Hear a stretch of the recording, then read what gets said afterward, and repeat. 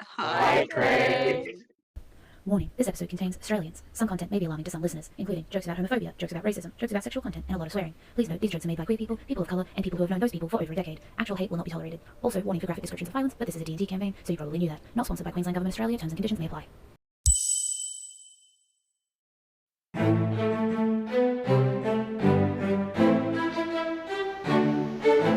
Welcome, gentle people. We of Aetherbound Academy for Wormcraft and Magic are excited to be here, celebrating the union between our empire and the dragons. Barely 70 years have passed since the favor, when Void Father Farron was entrusted by wild dragons as the first dragon rider. Now, aloft in the Void Keep, riders train with their dragons until they are a single unit, terrifying and beautiful. Every year we gather throughout the Empire to see who will bond with a dragon egg and see it hatch. And I'm sure this year we will gain some lovely new normal highborn riders and there will be absolutely no issues whatsoever. So to the few of you who will be chosen, welcome to Aetherbound Year 1.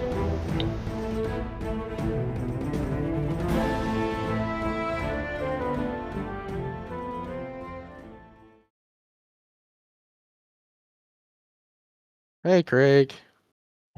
Craig. Dog. Hello, Craig. My child. What do you mean born? Hell no, bro. Just got my. Oh, All actually, hail The Craig. child of God. Ask about the bot that you used in your sessions, because I tried to use it Yes, actually, I can. for music. It works pretty well. I can give you like. Yeah, if you could send that to me, I would love that, because there's so much cool music that I would love to be able to play on command, and the current music bot we use kills itself politely. Like, that's the politest way to put it. And it just screams into the abyss the same song over and over again that it can't play. Love Silent that. screaming. Yeah, no, it's not the nicest. But yes, I'm actually surprised that Maddie isn't here yet. Where's my wife? I miss her. No. I miss my wife. My Tails. wife Tails. I miss her a lot. Yeah. I'll be back. Same mindset, me and Charlie. When you're like, I miss my wife Tails. I think Cade would as well. Oh. There it is. But we can start the session in just a moment. I'm just get one of my main workers who plays some singers. In Aetherbound, Oh, yes. If you wanna listen. Sorry, Sure. sorry, Jack. Sorry, I was reading. So what was it you said? Oh, I'm just seeing if Dex is gonna come in and listen. Hi, Maddie. Hi, Mandy. Hey, Maddie. She's here. I'm just putting the bot that I use in my D&D in the music bot if you want to chat, if you just want to look at it. So Yeah, that's chill. I won't do anything with it right now. yeah. But No, I just wanted you to have it. Yeah. Thank you very much. I appreciate it. That's a little version of me, Alan. I want you to have it. Oh, I don't want this. I'll have it if you don't want. Oh, here. Is it okay, Mr. Bass, if I give it to Charlie? Or you kind of already gave it to him, so. Wow, I love that you guys are referencing a thing I don't know. It just sounds. I'm like, okay, they're definitely reciting something, because these guys aren't that good at like improvisation. Wow. What do you mean? What do you mean? I've proven. I actually think you're wrong, Nick, considering Saturday. I think they're pretty good at improvisation. I missed that. I was in fucking Melbourne. Yeah, imagine missing that. Fuck, I hate to be that guy. Yeah, no, go in 3-5. Charlie, next time I had food poisoning. Charlie, next time Oh, Mario, I wasn't making fun of you. do I was something like that, exclusively can you making fun of please? Charlie. Oh, I know. I'm pretend just to being an fall over asshole. next to my stairs. Uh, You were freaking us out a lot. Yeah. I'll try, but no promises. TLDR, Charlie almost threw himself down the stairs like 8 times. It was very funny. Oh, what are we So he doing? wasn't throwing stuff. It was so applaud He was like tempting. next to the stairs, and he kept literally like so trying to tempting. fall. Fucking dumb. Oh. I was so And then he tempted was to like, genuinely throw myself down the stairs. Why? It would For have the been bit. funny. and then he was like just doing like random shit, like climbing on top of the bar stools, Mm. pretending to fall over right next to the fucking stairs, and everyone's like, Charlie, Oh, can you move away from the the face stairs? plant was legendary though. It was Oh great. god. But yes, for this session, I for also did those that bit. for this session, those that missed it last time, I will redo like the intro for Sterenlys. But then I will go through and I'll ask everyone who was already here what gifts they received. So you guys can still get a like kind of like a run through of everything that was given. And then I will go through as the NPCs and give you guys gifts. And then if the players have any gifts for you, they can do so. And then you guys, if you have any gifts, you can give them out. Does that sound like a good plan for everyone? Yep. It also Also, gives Works for me. Cade said they're about to hop on. Just so you know. Yeah, I was doing it in that order partially so that Kate had time to get it because I know they do have gifts. Okay. Session number are we on? 23, I believe. Let me check. Yes, this is I session am 23. losing. I've lost Okay, my golden notes. I actually do think that we are up to date with the uploads as well. Yes, you are. So I've fully up to date. So if you guys want to listen to anything up to this point, then feel free to ignore all my various plot holes and mistakes that I've said over all the sessions. Oh, of course. Yeah, definitely. Yes. There's totally not heaps of those that I've noticed over the course of this campaign. No. Excuse me. But for the general setting, the day of Sterenlys, the keep is quieter than usual. There are no mages wandering the halls. The usual ambience giving way to a heavy silence that makes them feel much more like that of a great cathedral. A spiritual air that permeates into the stones of the keep itself. It is now, amongst these quiet halls, that one can imagine themselves forgetting about the world below, being lost in the conquest and study of power that the circle of wizards who lived here long ago received.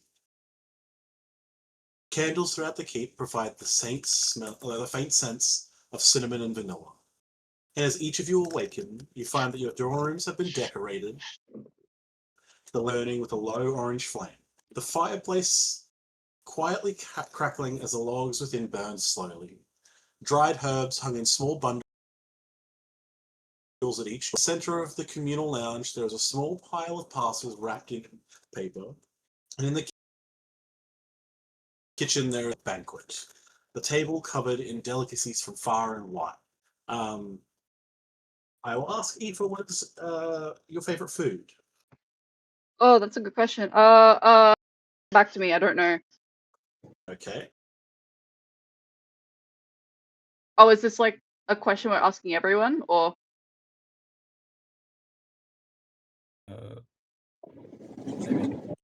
Okay, bye, Nick. Chaos. What's a food for? I guess just what's a kind of food that Eva would have eaten before? Doesn't have to be a favorite food. Dan, Is you it can't more put like me on the spot like that. What the hell? It's almost like we're playing D&D. Oh fuck! I've forgotten like I'll any ask. food in It's okay. existence now. I'll ask a couple questions that we could get there together. Is Eva someone who likes really like more like simplistic food, or someone who likes like really rich, fragrant, like very expensive?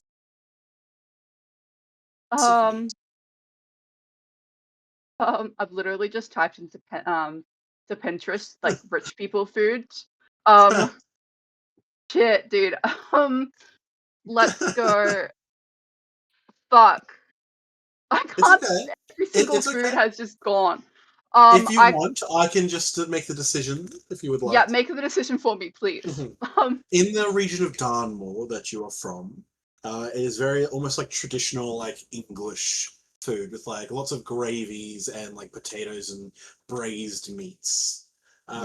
So kind of like that rich, like very full meal, like it's a full flavor with like caramelized onions and stuff and peppers and It's just a very, very rounded meal. And Val, does Chaos have any favorite foods? Probably like okay, I have two possible things. One would be like a foraged mushroom soup sort of thing. And then the other would probably be like just acorns, like straight up acorns. I was gonna say acorn pie, but I don't think he'd have much access to making a pie.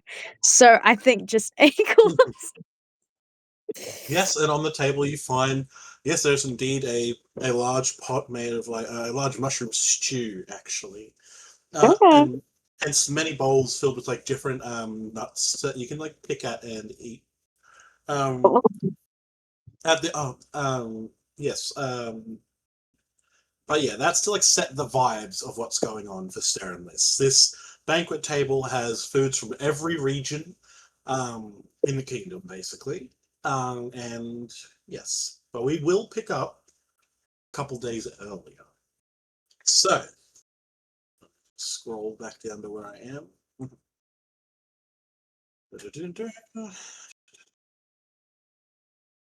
This is what happens when you got 500 documents that you gotta navigate.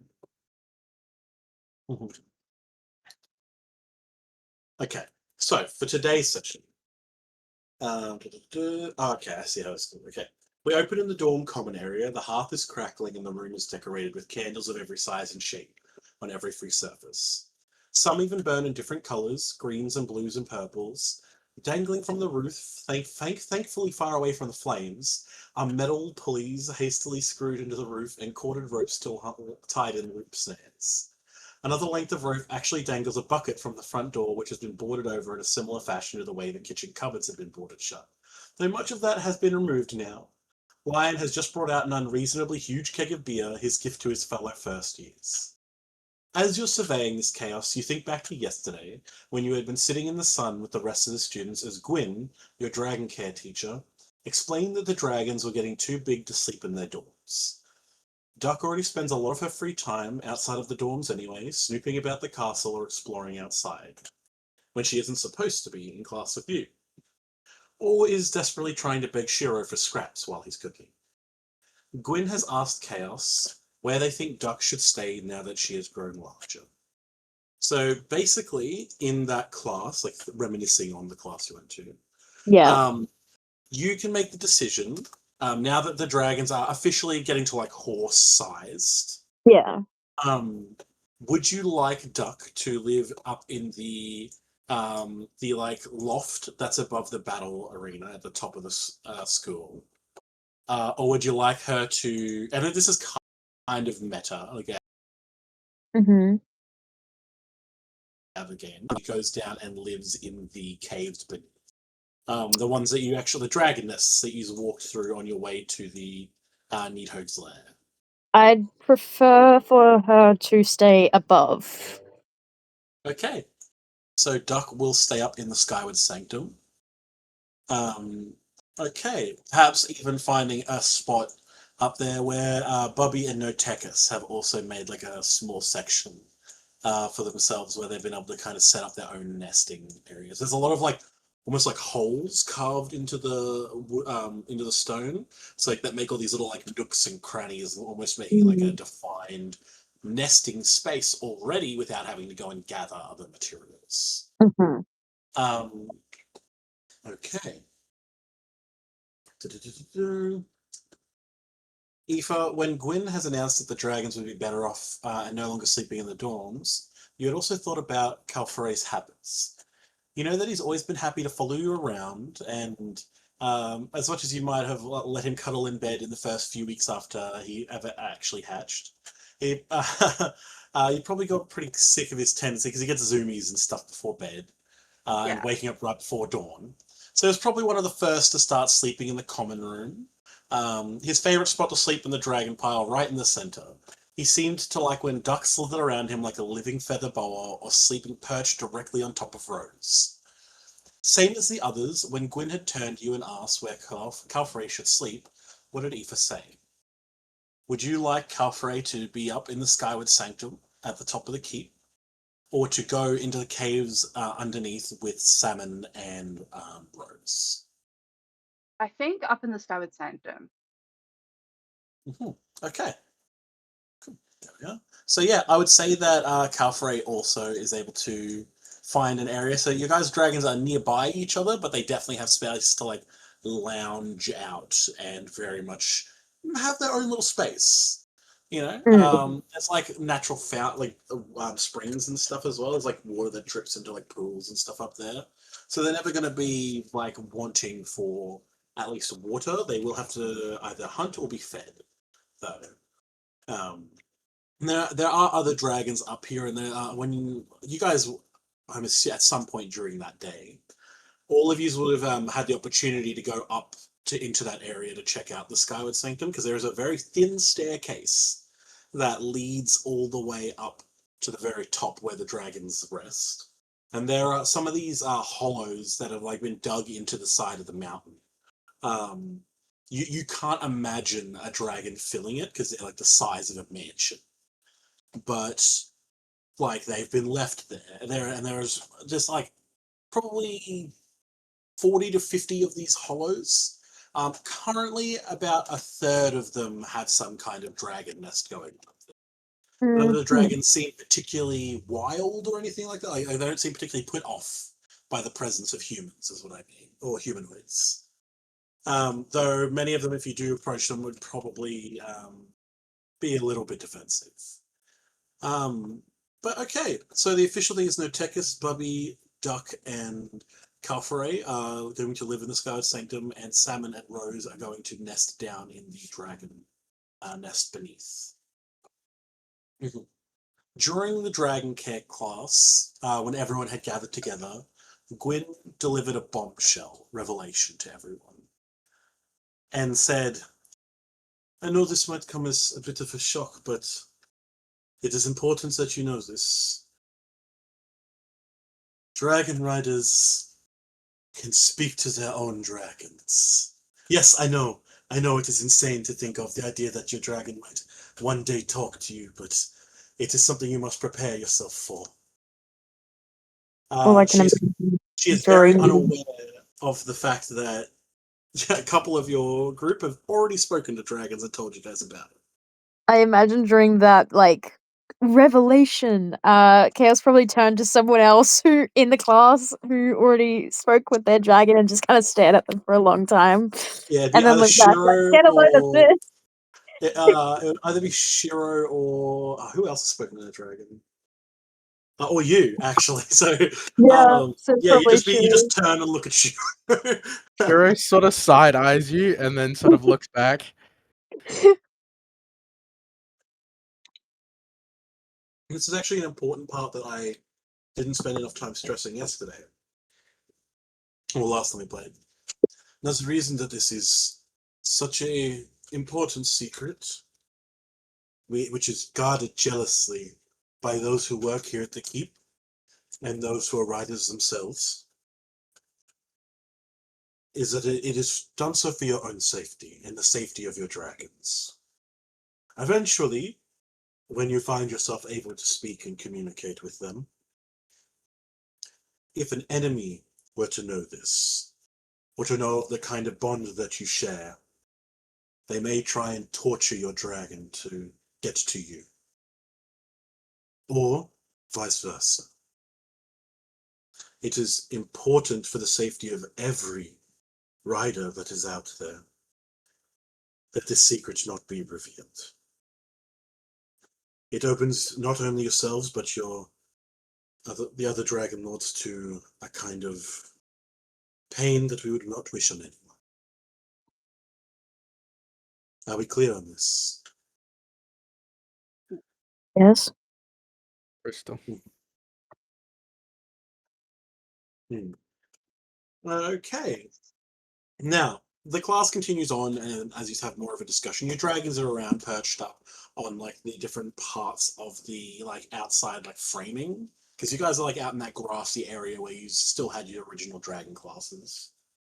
But the dragons were kind of lounging around on the keep. And Gwyn explains the fact that there is ability that dragon riders have, where especially with your dragons now going to live in either the dragon nests underneath the keep or up in the Skyward Sanctum, that you need to be able to call upon your dragon using your mental link, like your telepathic bond that you share with your dragons.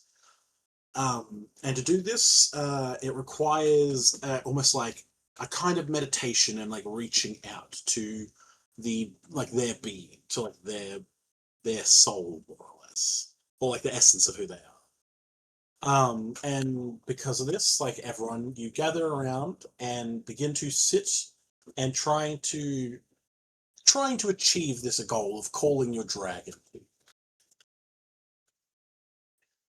While you're watching, actually, I might go down the list, and then at the end we will do Aoife and Val. So, Jack, what happened when Isa tried to do this? Sorry, I was spaced out and I just got my food. It's okay. When Isa tried to call out to Rose, do you recall what happened? She was in a sense like soaring through the sky and found her that way, if I'm not wrong. Through the meditation, was able to like find Rose flying through the sky and looked down and saw that they themselves were a dragon. Yes, that is correct. Huey, do you remember what happened when Lion reached out to try and find Notekis and come and call it to it? We were like chilling in the sun or something. Yeah, and like you he was like, you were in your mindscape, and on the horizon there was a sunrise. That when you went to, there was a sun. That when you went to it, you found Notekis curled up around. Yeah, it was like really sweet and cute. Shiro, what happened when you tried? He felt heavy, but still pushed on by many hands. And Sable, what happened when you called your dragon to you? Sable thought it was going great. Imagined a very beautiful gardenscape, and then it got really cold and really creepy, and everything seemed to wilt. And instead of seeing Bubby, Sable saw a shadow version of themselves with nothing but glinting eyes, and it said, "Sable, you need to wake up," and then Sable opened their eyes and Bubby was there. So technically it worked, but Sable did not actually see Bubby. And while Chaos and Aoife, you are sitting here trying to meditate, you've noticed that over the course of this exercise that everyone except for Dumar and Shiro are able to call their dragons to them. Can I get each of you? What was it? Did I make you guys do a wisdom roll last time? Wasn't it? I believe it was a wisdom roll. Can I get each of you to roll a wisdom saving throw? Oh no, I think it was just wisdom. I don't think it was a saving throw. Okay. I grab my dice. So I rolled a 14. Okay. And Jazz, what did Aoife get? Oh. I got a 4. And that's without my modifiers. Hang on. Gotta find it. I got 11. Oh, Huey, you don't need to bother. You did this last session. We already did this. Okay. No, it's okay. It's chill. I asked for rolls. I am thankful that you're paying attention. I got a 5. Okay. Chaos. I believe you, Val, you also get advantage because this is kind of similar to what you've already done in Druid class. Oh, okay. Give me a sec. The whole sinking into oneself and into your mindscape. So you've already had practice, so you get advantage. That's my highest roll anyway, so it's fine. Okay. Chaos, as you sink into this space, what does your little mindscape look like that you've constructed? Sable's was very much like this small, almost garden area with a gazebo with vines and stuff all draping on it, and plant life that was all growing in here. It was very well defined. So what does Chaos's defined space look like? It probably looks like he kind of wakes up at the base of a really overgrown tree, and in front of him is probably like a small like a pool area like with a little like trickling waterfall, and then just like a few trees around, I guess. Yeah, like in the forest sort of A thing. very idyllic little pond-side spot. Yeah. Okay, and this is familiar to you. Perfect bleed out spot. Yeah. This is familiar to you after your classes with Ith, with Ith and Sable. You are able to achieve this state, and at the very least, finding oneself. On the edges of this small grove where you find yourself, once again it recedes into not darkness but white, just a pure blank white expanse. And as you reach out, trying to call forth to Duck through this connection that you have, you hear the sound of the wind whipping as the trees as the breeze almost like comes in all at once and like hits the trees as they begin to shake almost violently. Like the trees have no fear of being uprooted, but this like almost like a wind tunnel is like passing through, and the white around you feels like it's moving, though you can't see what's coming. And then almost like a snowstorm tears through your garden, freezing everything, the pond solid, the trees frozen, coated in a layer of ice, unable to move. And when you open your eyes, Duck is sitting in front of you. No. You were successfully able to call Duck to you through your connection. That's so cute. I'm gonna give her a pat in my mind space. She desolated everything, but like, good for her. You've definitely receded from that space once the connection was made. Sick. She will accept head pats if you give them to her in the real world. Yep, I will do that. And that's in the mind space. You didn't actually physically see her. Oh, okay. It's just when I open my eyes. Okay, cool. Aoife. Yes. As you sink into this connection, this will sink into your like mindscape. It takes you a while at first. There's a reason why you're able to like observe everyone else doing this. And you can see it like Shiro's getting like frustrated. And like you've known him long enough to just know that like his shoulders like very tense, and he's like his head's tilted almost to the side a little bit, like he's thinking really hard, almost like he's hurting a little bit. But nothing happens, and so you're watching everyone else, and you're able to take this moment, and you can see Calfaray kind of looking at you from on top of a building, like cocking his head side to side. And as you take that deep breath, thinking about the fact that, like anything, you should be able to excel at this. This is just focus and practice. Those are the things that are the foundation of your life. And as you sink into this space, you find yourself in an empty courtyard. The courtyard that is out the front of your family home. You're at the Blight Manor. There's the very same courtyard that your mother landed in the very first session. But there is no one around. There is almost like grey desaturated like filter over everything. Almost similar to like the tone, like the skin tone of yourself. You yourself feel very desaturated in this space. And as you try to reach out, it feels like almost like there's a bubble around you that when you reach out, you can touch it, and it's like stopping you from moving about. And as you once again try to reach out, it feels like the bubble stretches a little, and it stretches some more, and eventually it pops, and with a rush of color, of reds and magentas and hints of greens and blues. Fire. Burning. The manor alight. The stones beneath you glowing red from the heat.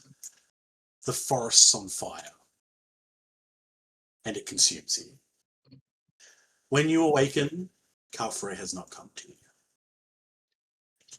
Great. I expected that. Mm-hmm. I just wrote down a guess of what mine was, and I thought it was like the dining room with like an extended table into nothingness. And then, yeah, this also makes sense as well. Expected that. Mm-hmm. So, for now, Aoife and Shiro, you cannot mentally call your dragons to you. Everyone else, you can. Your dragons will still come and visit you and will be around and stuff.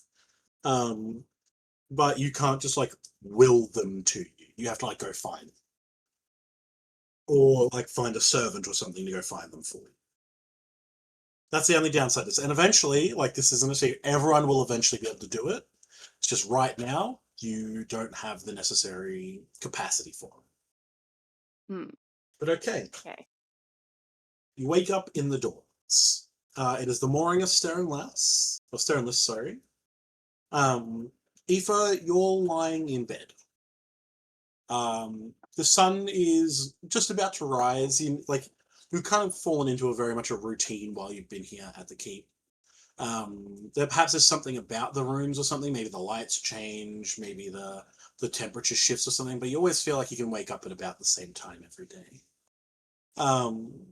And as you like go to sit up, you feel something fall in front of you.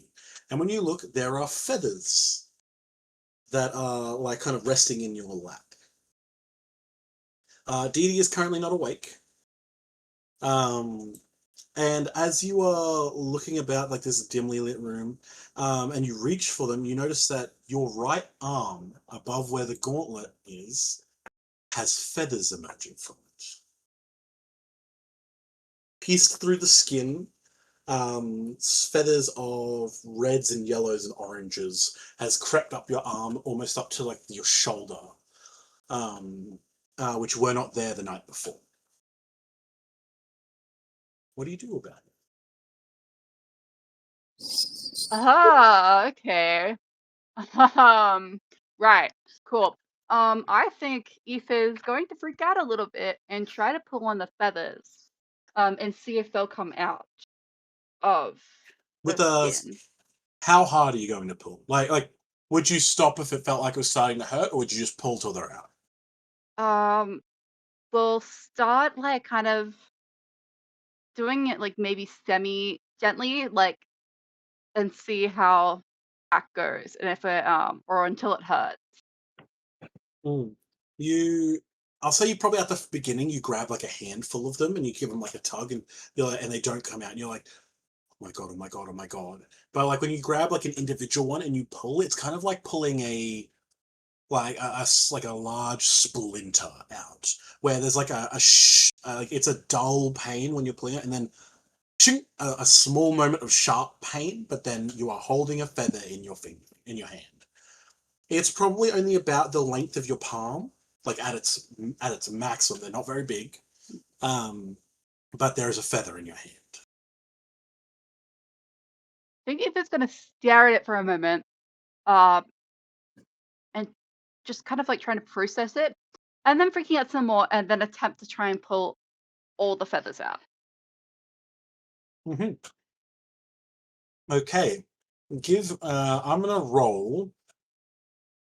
I'm gonna do a roll. Okay, can you give me a sleight of hand roll to see how well you're able to pull these out without like hurting yourself?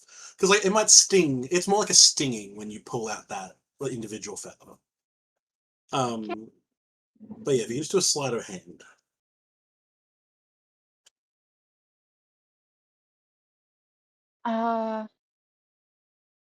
21. You're able to, in like what you know is probably the 15-20 minutes before, like, because the idea of Dee Dee waking up and seeing this is like put a fear in you. Yeah. and you're able to move quickly, and as much as it's a little panicked and maybe your hands are shaky, you're able to pull out all the feathers that you can see, but it has left a bunch of like small holes, little pinpricks where blood has welled up on your arm. And the first ones have kind of like scabbed over a little bit, but there are all these little, like, all these little small wounds on your arm. But you know that if you were to put on your jacket that you usually wear, it will cover that up. And I suppose you do have your healing magic as well. If you would like to attempt to like heal that up and close all the holes, that's something you could do. I think, yeah, I'll try doing that as well. Yeah. So you pulled out all the feathers, and kind of using the spell to heal it up, and you hear a, "What you doing, darling?" As Dee Dee has woken up and is seeing the golden glow of your magic as you're holding it against her mouth. Nothing. I got a splinter and it really hurts, so I'm trying to figure out. It was kind of deep. I don't know what it was from, but I was just trying to like heal it a little bit. Can you give me a deception? Deception? Yes. Shit, that rolled over. I think it was a 12 plus Your charisma. plus 4. 12 plus 4 is 16. Mm-hmm. Okay. 16. Yeah. She rolled a 15, so she kind of looks at you and goes, "All right, sugar, I guess, but what is all that?" And she's like, she's still kind of like rubbing her eyes, but as she's sitting up, she can see that there are feathers all over your bed from where you were just like ripping them out. "Oh, did you tear one of the pillows and some of the down came out?" "Yeah." "Oh no, it's such a shame, darling. Don't worry, we can get you another. It's not an issue." Oh, thank you. Yeah, I must have. I didn't even notice I did that. I must have been pretty aggressively trying to pull it out. Yeah. Didi, how are you doing? Did you sleep okay? I have to say that I had some amazing, wonderful dreams. I will admit, I have to say I was excited for today. I've got some pretty good gifts that I know that people are going to absolutely love. What about you, Eva? Did you get anything for any special someones? Oh, Any gifts for anyone? yeah. My craftsmanship isn't that great there. I did try to make them, which is unusual for me. I don't think I've ever made a gift before. But yeah, so Oh, I'm don't hoping people like don't them. worry, doll. If you've seen the state of Yarek's hands after trying to carve a little bone statue, a bone figure, you'll be fine. I don't think you're going to have any issues. It's not going to look as, I'll say generously, as homemade as whatever he's done. But Yeah.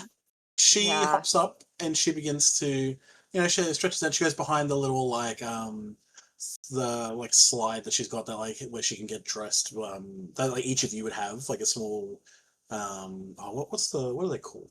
They're like the Like little like divider. accordion looking divider things. Yeah. Yeah. Where she can go behind and she can get dressed and stuff. You guys both have one on each of your sides of the room. Yeah. And after a little while, she comes out wearing like a very cozy jacket that's very clearly like meant for someone who's like much taller. But when she wears it, it goes down like almost like halfway down her calves. But she's rolled the sleeves up and like pinned them so that they're like maybe a couple inches down from her wrist. But she's wearing like what is very clearly a big fluffy jacket. And she's wearing little slippers, and she's like, "All right then, perhaps we should go on out and go out into the main space. I'm sure the others are going to be there. Let's have a good Sterenlys." And Aoife, as you hop up and you get ready and you get into your clothes, can you give me a dexterity saving throw? Oh gosh. No. I'm killing myself, actually. Damn. I got a nat 1, but I guess plus Oh my 2. god. As you've had this kind of freaky morning. Like this is definitely not, it has to be the best start to a day. But through talking with Dee Dee and it seems like you're kind of in the all clear. You don't know what's really going on, but at least you can work through that on your own. Dee Dee's all ready and she's getting all excited, picking outfits and stuff with you so that you can be kind of matching as you go out into the main space. And she's got a small bundle of gifts, and as you open the door for her and take a step out, your foot is immediately caught in a loop that pulls you, you slam onto the floor as it then goes and pulls you up into the ceiling. And you are dangling upside down in front of your doorway. Very much confused and stunned, and as you look around, as you're wildly swinging around, you can see that Sable is also hanging upside down, and I believe, who else was it that got caught last session? Dumas, I think. Yes, because Dumas and Sable got caught in the same loop, and they're both hanging from the ceiling. I'm just imagining us looking at each other, either we're backs to each other being are we stuck together like that one scene in Emperor's New Groove, when they're or it's they're both hung up and facing each other being good day, don't talk to me. I think it's much more you guys, when you stepped out, you were side by side, so you've kind of mushed into each other, so your cheeks are pressed up against each other. Yeah, I'm just thinking about gravity, they start spinning towards each other, they're get your face away from mine, please. And I believe was it Yarrick who also got caught? I think, because Isa just stepped around. Yes, I was one of the very lucky few players that got away, and I was lucky So wait, I kind of missed part of that. So how did we get what happened to make us hang upside down? I haven't gotten to it yet, which is why you don't understand. So we're just sort of hanging upside down. You're hanging upside down from the roof, and you hear a little startled, from the roof. "Oh dear!" as Dee Dee jumps back. And you can see that Yarrick is also hanging upside from the room, and Sable's trying to keep their shirt down while they're upside down. Can somebody help? As you look around, you see Shiro standing there. And what does Shiro say, seeing that people have been successfully captured? Good, you're all awake. Eventually, you are let down. Chaos. You were very easily able to avoid this because you literally watched Shiro the night before. Yeah. If actually, in fact, you probably watched him go, "All right, time to start," not knowing what he was talking about, as he began to construct different traps around the room. I probably asked him what he's doing. How would Shiro explain this to Chaos? As he's setting up. I'm getting ready for the holiday. Do you not know? What do you normally do on the holiday? Well, we bought up for the katsu. The kitsune. Is that it? Why? They'll steal our food if we don't. Oh my god. Hand me some rope. Yes, sir. And he would have helped set it up because he can't let anyone go starving. The Kaneko. That's what they were, Charlie. The Kaneko. The Kaneko. The Fuyu Kaneko. The Fuyu Kaneko. So yeah, Chaos and Shiro, there's also a loop in front of your door, but you set the trap so you know that they're there. They're to catch the Kaneko. But yes, so Chaos, you're able to avoid this fate. And as you guys cut down and with all the fun and merriment that there is going around, people begin to present presents to one another. I will say on the table there is that is the gifts that aren't brought by anyone. There Jazz, I'll actually ask. We talked about that you sent a letter on your last mission, or you wrote a letter. Did you send that letter? The one talking about the Farron mission. Sorry, I was just running back upstairs because my food arrived. No, that's so Food chill. moment, That's I so feel chill. that. Yeah, I was freaking out because I muted myself and I'm like, wait, no, I'm here. I just have to. That's chill. I'll ask again. That's not a problem. Yeah. Oh no, I when heard what you you said. It's okay. oh Yeah, no, you I have said my headphones on, but I muted myself on Discord. So I was trying to respond, mm, so I was running up my stairs. Yeah, I did send the yeah. letter, yes. Yes, I just want to double check. On the table there is a small package for Aoife and 2 letters. And on the table there is a small package for Chaos. And we will get to those. But I'll give a quick rundown on the kind of things that everyone got. And then we can do some stuff. So Dee Dee went around first, and they gave Isa a collection of bands and decorations that sit on their horns. Very similar, Aoife, actually, to like the style of jewelry and stuff you would have on your horns. Lion was given a pair of really comfortable like pajama pants with like stars, moons, and suns on them. Sable was given a tunic that's so soft to the touch that it feels like freshly picked cotton. It's a forest green with silken details added to the trim. And they said, "Well, you're a noble now, Sable. You got to treat yourself to some nice clothes." And to Shiro, they gave him a high quality shampoo and conditioner. To Dee Dee's horror, Shiro's like, "I just washed my hair with soap." And she What is almost this? fucking attacked him. Oh, yeah, she's like, I made sure to really get you some nice shampoos and conditioners because I don't want like I know you're not a big fan of having your face shown, but you got to make sure you're taking care of yourself, Shiro.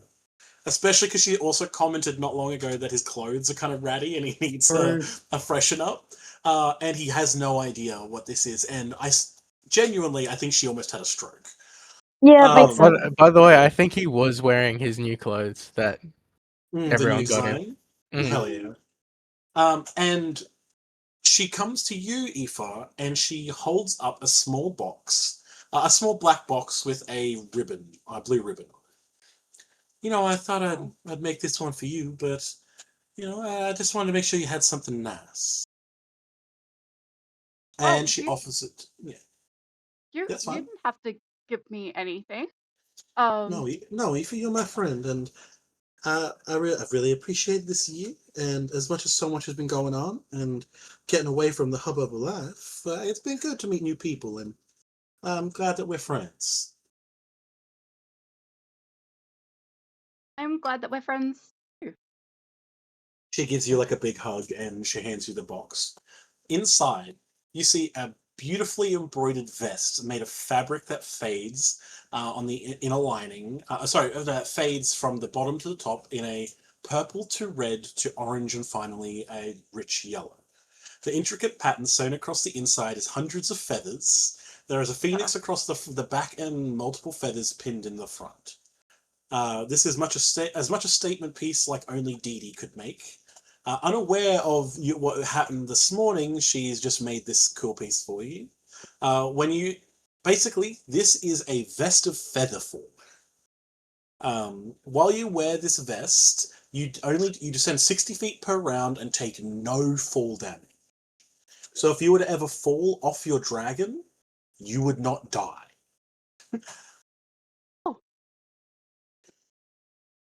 Oh wow. Oh, this is gorgeous. Thank you, Dee Dee. I love it. I really really do. This is incredible. I know your families are big shots and stuff, and you've probably got plenty of better ones at home. But I thought maybe you'd like one with a little bit of more personal touch to it. I do like it. It's it's awesome. It's so wonderful. Thank you, Dee Dee. She gives you a big smile, and like continues to like hand out gifts and stuff. I'll just quickly send you the actual thing for that, so that you can have a proper description and everything of it. Oh, sick. Thank you. Because then if you ever want to do art or the vest of feather falling, put that in your inventory. The description you don't necessarily have to if you don't. And Dee Dee walks over to Chaos and goes, I didn't really know what you might want, you know. We haven't really hung out much in the last couple months, but I thought you might like this. And Dee Dee hands you, Chaos, another small black box, but this one has a green ribbon on top. And when you open it inside, you find an apron covered in a variety of pockets with space for a small tool belt that would hold any gardening equipment Chaos might use. It is made from an extremely densely woven cotton that almost feels stiff to the touch, but gives the idea that it is extremely durable, and she's like rubbed like almost like a wax over the fabric to make it waterproof for use outside. There are small woodland animals sewn on the inner side of the fabric as well as a small hidden pocket. Mm. So she's basically got you a gardening apron. You did you make this? Oh, honey, of course I did. Something like this isn't too difficult for me to make. I just had to try and think of the right thing. Yeah, it took a little time, but I thought maybe you'd like it. I love it. Thank you so much. I'm so glad, darling, that you like it. I've never gotten something like this before. You said Thank that you you. like being outdoors and stuff, so I thought that, you know, when you go home after your time here at the academy, you might be able to use it to do some gardening. I'll use it plenty. Thank you. Thank you so much. Sweet. Okay, sorry, I'm just checking this. Do you mind if I just be Okay. right back real quick to feed Ghost? Yeah, that's fine. I might actually grab Awesome, thank a drink of water as well, and then we'll go to the next NPC given please.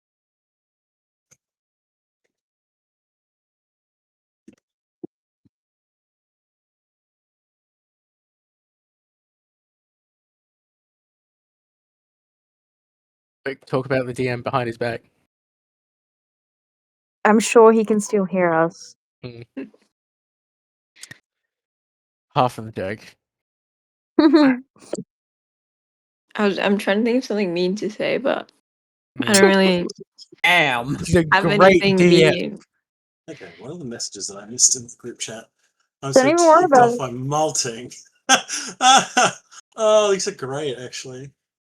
The Slinky Dragons look at him and tell me there's a god. Bubby, he made me in his own image. Oh my god, that's no. horrific. I never actually thought of that, but Shiro's eyes would glow too. Yeah, in the dark. In the dark. I think in my imagining of the world, anyone with dark vision, your eyes would do that. But the thing is, he doesn't have dark vision, so maybe you wouldn't. Oh, that's a valid point. Just because you're a cat man does not necessarily mean that. I have dark. I don't think really. Do Leonins not have dark vision? Well, Loser. Yeah. Hey, he's a sun boy, okay? He's made for sunbathing, not I don't know. What's the opposite of sunbathing? I don't know. Moon bathing, okay? Moon bathing. Moon hiding. Yeah. Stargazing? No, it's those like caving videos where people like crawl into the tiny little spaces. That's like the opposite. Because instead of relaxing in the sun, you're terrified in a fucking cave. Yeah, cave. They cave give me diving. so much like secondhand anxiety. It's crazy. Yeah. Oh no, you'll never find me. Go die in a hole. I'm No. trying. Yeah. One of the funniest videos I've seen is like when you're cave diving and like you die in there and it's like, oh okay, and the Grim Reaper's like, I'm gonna fucking get you. It's like, okay, come in and get me then. And it's like, yeah. I don't know, you're kind of really far in there. Yeah, I am, aren't I? Yeah. Can you call another Grim Reaper? What do you want me to call, the Slim Reaper? I'm the only Grim Reaper. I like that video. That's a good video. Go die in a hole. I'm trying. Yes. But I know a lot of this is kind of recap, so forgive me for those who already went through it last session, but No, I think it's I important like and to there's hear it. a little bit of good RP still. Yeah. No, I'm here. Because obviously, you guys at the end will be able to give out your gifts, and if you have any for them, you'll be able to interact with them. I do remember that. I think Lion's only gift was to bring a huge fucking case of beer. Yeah, rolling it into the room. Oh, and it is canon that almost everyone's gotten pretty fucked up with, I believe. Can I roll later to see how fucked up I get? Yeah, if you're drinking the beer, yeah. Because I believe that Yarrick and Dumar and Lion were all fucking just. Oh, they were the They were worst. like wigging and like they were chugging them down. What? And then I've given Dumar one of the strongest brews that Shiro's ever made as well, or has ever had as well. Like that thing's been aged for like I don't know how long. Christmas is for two things. It is so aged that it's gone off. It's yeast. Well, I know that I'm based on being French, but I do not like there being mold on my wine. But yeah, no, Christmas for two things: getting gifts and getting fucked up. Exactly. I was gonna say yes. dealing with your family and then getting day drunk to deal with the aforementioned family, but presents sounds more fun actually. Wait, what can it be? 3 things? Yeah, 3 things. Sorry, I was in the arts and crafts, and when you said like, yeah, and the other reason to get drunk, I saw Cade put in whores, and I'm like, that is like another thing that Christmas is about. 4 things, we're on a roll. God. But when Jazz gets back, we'll continue doing the other gifts. I will say not every NPC. I said something before. I'm sorry, I didn't hear. Okay. I got up as well. I didn't hear you return. That's my fault. I said something to everyone, so you know. Yeah, that's fine. There's also one more thing that Christmas is for harlots. That's why they have mistletoe up. Which is telling for why Lion isn't the beer that Lion made with mistletoe. Yeah, it's made well, spear. I did say that, but then I was like, that probably tastes like ass. Maybe I should have said it was like candy cane flavored. I was like, I have no idea. Hear me out. It's beer. Of course, it's gonna taste like ass. Yeah. Hey, good beer tastes awful, but gets you drunk. Okay, hear me out. As someone who's actually gone through and tried like a shit ton of different beers, there are some really, really good ones that don't even. The less like beer they taste, the better they are. Yeah. I know it sounds dumb because I don't drink beer, but every time I see something that's like fantasy and it'll be like honeyed mead or something, I get like it excited at the thought that it might this time not taste like beer. And then I taste it and it's still beer at the end of the day, and I'm like, you know what? I want come this to be a with little me. bit sweet. Come with me and I will show you guys a beer that, this is going to sound gross at first, has pulp in it. But it is genuinely one of the best beers that Maddie and I have ever. Maddie doesn't drink beer, and she's like, God, I'd have another one of those. It's okay. If it's Maddie approved, it's Maddie approved. All right, then I'm on board. But I'm still just planning to get shit faced at the medieval fest. I'm kidding. I'm not actually getting shit faced, but I want to try. Don't worry. I know the beer has pulp. I like it. I was thinking of bringing a little trolley to pull around in case anyone got tired or sore. So if you I'll just stuff you in there. I'll fold you up like an old cape, and you just like throw it in the bottom of it, and then I'll drag it. For my very chronically ill ass, because I was very sick last time, and I tend to like crumple. Bring out your dead. Bring out your dead. You can't get to a trolley at the medieval fair, bro, because after that I will be in pain, okay? I need like the adrenaline. It's why I can survive music festivals. It's because I like just keep going. The moment I stop going though, it's over. I crumple like paper. Okay. That was a little rant in the middle of the session. Okay. After Dee Dee has given out her gifts, Dumar brings out his. Aoife, for you, he does not have a gift. Not all the NPCs have gifts for everyone. Isa was given a jar of silver ointment that it basically puts on a weapon, and basically makes it have a +3 to damage and is magical for an hour. It's great. It's pretty rare stuff, but Isa and Dumas have spent a lot of time in class together and have at least have a respect for each other as warriors at the very least. I would say, is that all right, Jack? Yeah. Isa would at least respect the fact that Dumas is good in a fight. Oh, there's more respect after this. There's much more respect after this. To Lion, Dumas gave him a very humanoid package, and when they unwrapped it, it was actually a wooden man. His face featureless, but small runes carved across the body. It's a combat dummy that basically he got some extra enchantments done on. So if you type in or program it with the name, description of the fighting style, and one of Lion's key points, it will turn on and simulate a fight. So you could be like, hey, Farron, Dragon Rider and Mage, and give a description of Farron, and it will actually fight like him. So you guys can do mock battles against enemies you've faced before or each other and stuff like that. So it's like a training bot that you guys that Lion now has. Can I confirm something real quick, DM? Yes. We have confirmed that it can do dead people. It can do dead people. Oh my god. That's horrifying. Shira might borrow that. Oh god. If he's more sober. Yeah. Well, the idea of it is, it's we're learning martial arts here as monks.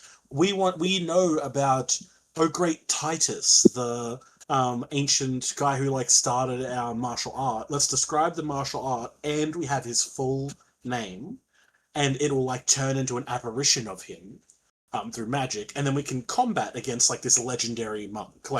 That's the intended purpose. Wait, so it also looks like them? Yes. That's and yes, they so did say, bad. and yes, they did go, so if we put in Angus's information, oh my god, what happens? And I'm like, it would be it depends. I think maybe you guys should try that. Okay. Because I'm can I use it to spy on people, basically? No. But no. Yeah. I would say no. Wait. Yeah.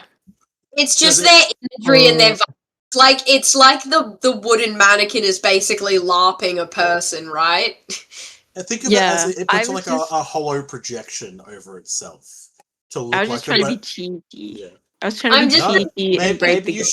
Maybe you should try that in game at some point. Okay. And then you will get from me, the DM, an actual answer. Okay. I do think it's funny, the idea of Lion trying to spy on people and realizing that it's just a dummy that acts vaguely like them in combat. Yeah, it doesn't actually mimic them 100%. Imagining him pointing to it, look at this is the largest LARPer ever. The greatest LARP to ever LARP, guys. Nerd! Definitely chronically online language. And Dumas gives to Sable a set. I believe what he said was, "I know you're going to say it's too much, but I couldn't keep watching you don that second-hand piece of shit armor from the training room. You deserve something quality, so I had my younger brother Raphael make this for you." Oh and my basically gosh, that was verbatim. Yeah, and he gives Sable a suit of armor, basically, that looks like half plate. So it's got the chest plate and some shoulder armor and stuff that all looks like it's made of bark. That's cool. And I believe it had a magical ability as well. Something like when Sable gets hit, they can roll a d4 and add that or something to the AC. And each round I think it was a D6. Maybe it is a D4. I did copy and paste what you sent me, but I got a 1d6 to my AC, and then it's just every time I do get hit, the AC decreases. Because you described it as when I roll that, it's extra plates come out, and then every time I get hit, one the shedding goes back in. Yeah. So nothing. And then to Chaos, he kind of walks up to you, scratching the back of his head a little bit, "Oh, hey, Chaos. I'm I know you're always on watch, making sure that everyone's okay every night. Not that I'm going to question why or how you do that. So I wanted to make sure that while you're doing it, you're very comfortable. Here you go, as he hands you a neck pillow. Oh my god! Oh, that's cute. You know, I Okay. thought that it just to make sure you don't get sore stiff in the neck. You are very thoughtful. Thank you so Yeah, much. and he gives a little cheers with his full mug of lion's beer as he chugs it down. He's like, woo, and runs over to have another one. Oh my god. Next. Isidore then comes through with her gifts. And Isidore gives Isa a small sword about the length of her hand outstretched, with a small chain, a keychain attached to it. And basically, it's a fidget-sized sword that people would disregard when searching for weapons, but when unsheathed, it does the standard damage of a long sword. So it looks like a toy sword, but then you can fucking stab people with it. I have this in real life now. Yeah. That's so cool. I genuinely have this in real life now. To Lion, they're like, I don't think that you I think you would not care much for possession, so instead I got you this and gave Lion a clear glass bottle with blue liquid inside. It bubbles and steams as if boiling, but the glass is cool to the touch. And it's a potion of heroism that gives them 10 temporary HP, and they're under the effect of the Bless spell. So, nothing crazy, but a pretty good spell to have in a tight jam. Lion only almost immediately drank it. Yeah, and it's basically a 7-Eleven blue electric Slurpee flavor or something like that. Fucking hilarious. To Sable, Isidore gave an old fountain pen. The handle is a worn, comfortable wood painted red, with the tip and cap gold, with a raised design of acanthus leaves in what was described as an Art Nouveau pattern along the cool metal. This is basically ye old speech to text. So basically, Sable can now talk about their letters, and this fountain pen will write them out for them. To Shiro, they gave him one little detail of it. Oh yes, it also belonged to Isidore's grandfather, the Emperor Vasilius. So it basically gave Sable a family treasure. Heirloom. Yeah, they did say that. Hey, look. It's an old model, and if we wanted a new one, for example, one of Isidore's siblings was blind, they would make a new one. It's not like they're giving them a one-of-a-kind item, but it's important. And they're like, and I think that I would like you to have it. So it's still emotional, but I just want to mitigate that it's not like... of the Emperor and put that type of thing in it. But they'd be like, well, it's no use to us now, but it is definitely the type of thing you'd be like, this is an artifact, a priceless family artifact. Yeah. It's almost like she's just used to having those around them. And to Shiro, she basically gave him 2 leather braces with ornate detailing embossed into the leather. Which show the constellations in the sky as seen from the southern regions of Estos, where he is from. Oh. So when he looks at his braces, he can now basically see the stars of his homeland. That's so fucking cute. What the fuck? And basically, these braces, when he reaches up to them, he can pull daggers out of them and throw them at people. Oh hell yeah! Unlimited. There are unlimited daggers in it, but when they hit something, or they're thrown, after they're thrown and hit nothing, they disappear. Holy shit. Cool. Yeah, and to Aoife, they hand you a small envelope, and inside of it, you find a pair of silver earrings, one showing a quill and the other an envelope. And she says to you, it's always good to have a backup in case of emergencies, and always being able to call for help without needing to be heard or seen. These are earrings of message. While wearing it, you can use an action to expel 1 charge and cast the message spell, and you basically get 1d4 plus 1 of these daily.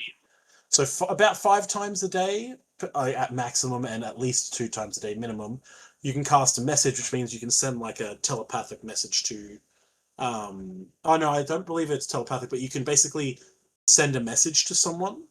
And because you can just use them whenever, if you get like captured or something, you can use your message to like go, guys, I need help. This is where I am. Oh my god, that's sick. Yeah, I will send you the description of the earrings message so that you can just copy and paste them. And can you give me an insight check? Why are you doing all the fucking checks today? My Because god. I did expand No, more. I did I expand know, I more love with it. other people as well when No, no, we were no. doing No, last I know. session. I'm kidding. Yeah. No, I love it. I love doing rolls. I need a better, like, fucking thingy for this because I just keep getting caught in the sides. Hang on. 15. Okay. Yeah, you probably weren't expecting to get a gift from Isidore. So it's a little surprising, but you know, it seems to have been given in like, you know, from what you can see in like just a kind, like this is just a kind gesture. Perhaps that's more of what it is. Perhaps this is just a gesture of like goodwill or something, but you know, it doesn't seem to be like this is for any ulterior motives or anything. Well, that's good. And to Chaos, like she walks towards you with something held behind her back, and she says, "I wanted to give you something special. It's extremely delicate, but I thought with the dragons now out of the dorm, you might appreciate it." She pulls this around from her back and pulls back a cloth that was covering a glass container, inside which you can see a floating orb of water with a flower inside of it. Oh She my removes god. the case and gestures to the floating orb, and it floats above her hand. The flower within is white with many petals and a soft blue glow radiating from the nectar within. It's a bubble lily. They don't grow much in Darnmore, as the climate isn't humid enough, but a few can be sustained with dedication and care, and I give this one to you. Because even despite our differences, I know you're the right person to care for it. And she, with a gesture, it floats over to you. And if you like hold out your palm flat, it'll just like float above. He's gonna If like really like cautiously like hold both hands out like he doesn't want to drop it even though it's fucking floating. Like he's really like trying to be careful with this because I don't think he's probably seen one of these. Has he? no, Yeah. What's you those can tell. magician orbs? You can tell from looking at it that these are like this is a beautiful flower, like flower. This it's yeah, it's a bit crazy. What was it you said, Charlie? Oh, it's like a kid getting one of those magician orbs for the first time. Oh yeah. There we go. So, the bubble lily, to give you a better description, is a large white flower encased in a delicate bubble. The nectar of the bubble lily is sweet and known for its healing and rejuvenation properties. However, if the bubble is popped, the flower shrivels and dies, spoiling the nectar. The Oh only my way to god. harvest the nectar is with a long needle capable of piercing the bubble without popping it.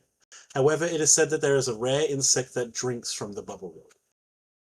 So she has basically given you an incredibly rare plant to look after. Oh my god. Okay. He's just gonna like stare at it for a very long time and then look up at it and then look back down at it and then look back up and just gonna be like, You trust me to to look after this? Oh, I don't I'm see why so not. You've always been someone who is quite good with druid stuff. I'm so honored. I will do everything in my soul to look after this. Oh, don't! Thank If it you. pops, I've got others. No, I must look Um, after this one. You gave me this one. This is my responsibility. I have to be well, so very careful. it is yours now. It's not mine. It is yours. To do with as you will. Thank you so much. And he'd probably find a really like good spot for it in his room somewhere. and he'd probably kind of I found an image that I think that might. I'll just put it in the. It reminds me of the Tinkerbell, the Periwinkle one, where they frost over the thing. Yeah, kind of. Oh my gosh, you've just unlocked a core memory. Right? Oh, I love it. I love it so much. That's so sick. It's kind of like this, but you do talk. Yeah, the Twinkerbell, what the Tinkerbell thing. Tinkerbell. Can I have a version of that movie? And that is going in the quote chat. I'm on it. I know, Twinkerbell. But basically, she has given you this flower to look after, especially because, if it pops, the flower dies. So with the dragons around, even if they were very well-meaning, they might try to have a little lick or a little sniff, and it pops. So without it around, she's giving this to you as a gift. Oh, thank you so much. Oh, of course. Nick, I'm so sorry. Yeah. That photo was AI. Oh, I don't care. Yeah. Like I get what you're saying. Like if I was going for official art or anything, I just looked up flower in a bubble. I didn't. I just looked at the company because I was curious. They're an AI generated stuff image company. Ew, disgusting. Yeah. It will be booted. This photo is disappearing now that we know what it looks like. We will use our reference of Tinkerbell instead, because fuck yeah, why not? Yeah. Oh yeah. But yes, so Isadora's given out her gifts. Yarrick then comes around, and to Isa, he gave some spicy snacks, the Firebiter Super Mega Triple Spicy Jerky, so hot you'll die, with skulls, with flames and skulls drawn all over it. And he also got Isa a extra large black hoodie that's cozy but not too fluffy with a big pocket on the front. Very much. I literally Googled gifts to give my teenage daughter. Oh my god. Understand, this one is not happy with Yarrick and just goes, yeah, whatever. Immediately doesn't care, starts munching on the snacks. Yeah. Look, it's just a big plain black hoodie, so who wouldn't wear that? It wasn't anything super cringe. To Lion, he said, I hope you get to explore the world more when you and your young Notekis are ready. And he gave Lion a weathered silver compass with a cover and chain, like a pocket watch, with a crest on the front. Yes, like that, but it's water instead of ice. It has a red needle that points north, but also a yellow hand that points in another direction. That basically you can, if Lion, for example, is standing in the temple and clicks the top of it, wherever he goes, no matter in the world, the needle will always point home. To Sable, he handed them a box with a small leather-studded helmet and a pair of goggles. That is for Bernice. It's for Bernice to wear for if they come into any of the combats. To Shiro, he gave him a small bone carving of salmon and said, I don't have a son, but if I did, well, I think I'd want him to turn out a bit like you, actually. You're a courageous kid, and I know you kept all that stuff from us because you were trying to do the right thing. I'm glad to know you trust us now. That's so fucking cute. Shiro doesn't quite know what to say other than thank you. To Aoife, he comes to you and says, I noticed you don't get lots of mail these days, so I just wanted to say that everyone here has seen how hard you've been trying, and I wanted to give you something to show you that. And he hands you a small brooch that looks like a small golden star. It's a little worn, but seems well loved. The gold star. Once per day, Aoife can give herself advantage on any charisma or wisdom saving throw. Oh, sick.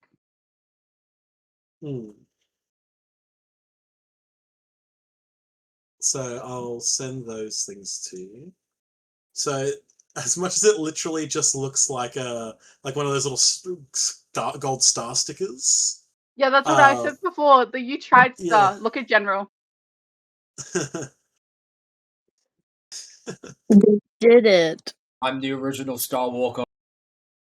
There I don't think that one's AI. Oh my I think god. we're in the clear. Cool. No, I'm pretty sure. I was a bit worried. Create that. AI could never. No. It's not quite that fucked up, but it does look like it is very well loved. And to Chaos, he disappears for a minute or two when he's like, "Oh, wait, oh yeah, pour me another. I need to go grab it." As he like stumbles away a little bit towards up the stairs to his dorm, and he comes back with what seems to be a very large gift, which he gently puts down in front of you. And very clearly, because it is not wrapped very well, is an entire hedge bush. Oh my god! I couldn't think of what to get you, son, and until my daughters gave me the idea. She's a bit old, but it's always fun. What this is actually is the Pot of Awakening. If you plant an ordinary shrub in this 10-pound clay pot and let it grow for 30 days, the shrub magically transforms into an awakened shrub. And when it awakens, its roots break the pot, destroying it. The awakened shrub is friendly towards you, accepts commands for you, and doesn't really do anything. Okay, so is it a pot or is it a plant in the pot? It's a pot that he's put a bush into. So he gave Chaos Pot for Christmas. Don't. He gave them both, really. And what we also found out is that Chaos is a bushman. Okay. A man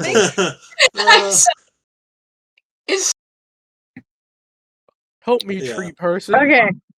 Oh, this is a lot larger than anything I was expecting today. Thank you. Yeah. No, yeah. Well, my daughter had a few of them, and I wanted to make sure they get used. Thank you so much. I don't know what to say. I thought you'd appreciate a little plant buddy. You know, to walk around.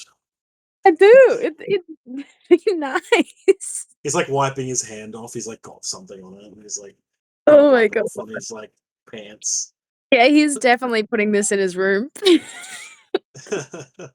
Okay. Oh god. Mm-hmm. And then you guys you're kind of admiring the gifts you've got when you hear him like wander over back to where the drinks are. And I'm gonna redo this whole part, so forgive me everyone who was here last time. But he goes, Dumas, son, I wanted to give something to you. Yarrick, I've told you I'm older than you. You shouldn't call me son. It makes you seem kind of old. Yeah, but I don't know how elf ages work. You're like 20 in human years. Besides, don't you still live at home? No, Yarrick, I live here. Before you lived here, you little shit. This is what it means. You're still a youth. I am not a youth. I am a grown-ass man. Well, I care about you, so I'm going to call you son. Yarrick, please, here's a gift, young man. And he hands him and goes, here's a hog of salami. And he's like, Yarrick, I swear to God, never say those words to me ever again. Do not ever call it a hog of salami. And this is just happening in the background. And then Yarrick pulls him into a hug and he's like, Lion, please save me. Don't let this happen. Please. No man left behind. If I remember correctly, it was not actually yelling out to Lion, it was yelling out to Sable and Isa, and Sable and Isa went and they both looked up into the sky, were like, oh, what's that? I can't you know what? Sable, you abandoned me. No. And like Sable like wrote like put their arm around her and just like started turning her away, like we should just I need another drink.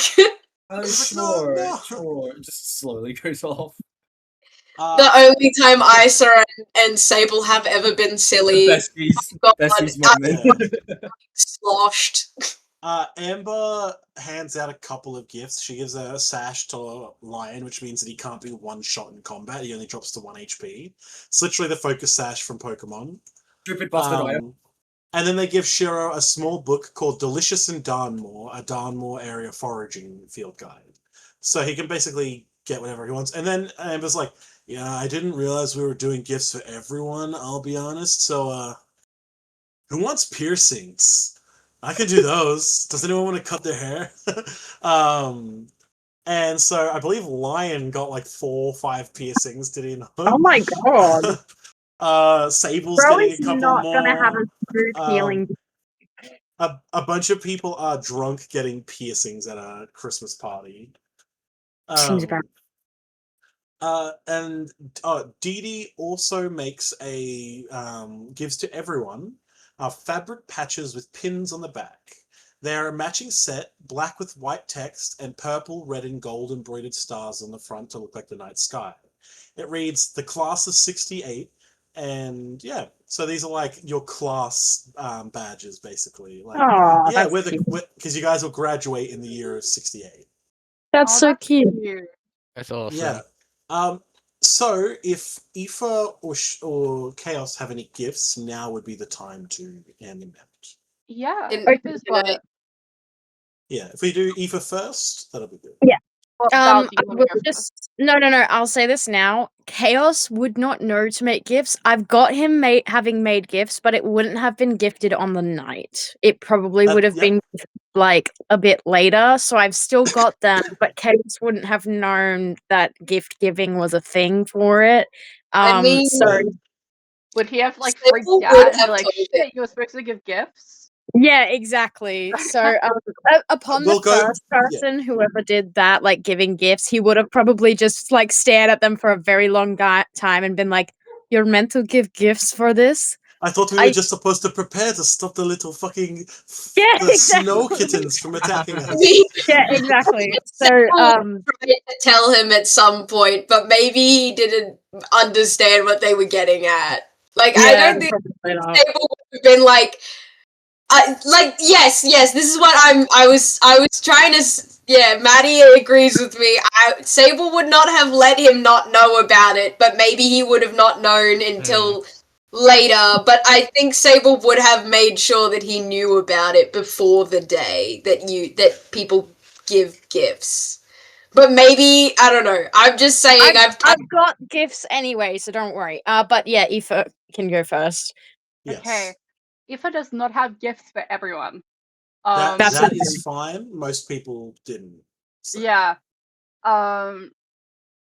She kind of watches that everyone has gifts for everyone, but like she doesn't really like I guess is friends with a lot of the NPCs or I guess some of the party, like but there's gifts for 3 people. So I drew a little picture and it shows all of the gifts on them.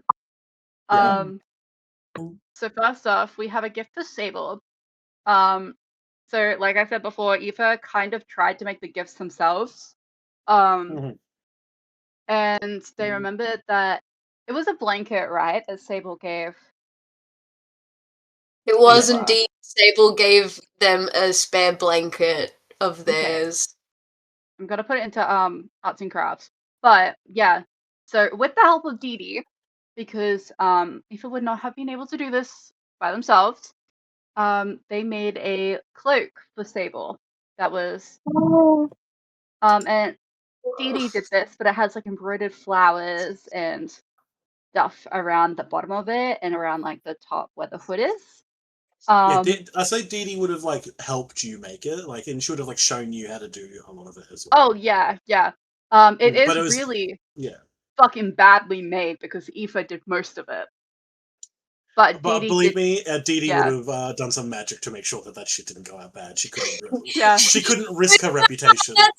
She goes, "That's nice, sweetie," and then the moment that she turns around, just like furiously, just trying to fix it. The voices. And for Shiro, Aoife still obviously has the egg that Shiro put together. For her. So she decided, because she knows that Shiro does a lot of wood carving, that she was gonna try and do some herself. It's not as easy that Shiro makes it out to be. So we have a really badly carved little statue, like maybe the size of like kind of your palm. I think she tried to do it a little bit bigger, so it was like a little easier, I guess. But I don't know about wood carving. I don't know if that's right, but yeah, of salmon. It's she was trying to do like the eyes, like little dotted eyes on it, but then she gave up and it was just drawn on with Sharpie or like the D&D equivalent of Sharpie.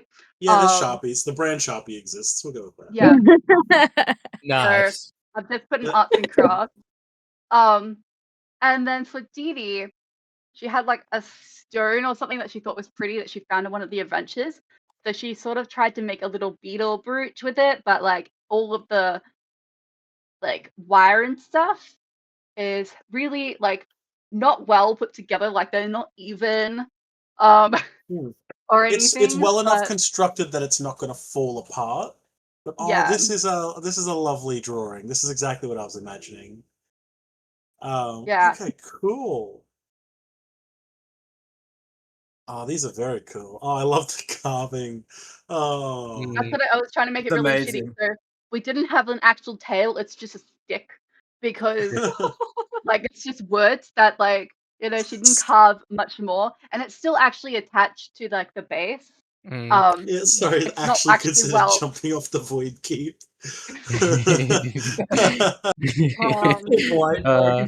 Yeah. Shira, when Shira gets this, he'll softly chuckle, and It's not well done whatsoever. Like they didn't even sand it down. They just kind of like left it like that. He'll still cherish it. He'll even tie Yeah. it to like the ones that he has of himself that others have given him. Yeah. So yeah, that's what Aoife gives to those three. I like how Shiro is just the woodman now. like all of us The think like, what do woodman. we get him for Sterenlys? Fuck, what do we get?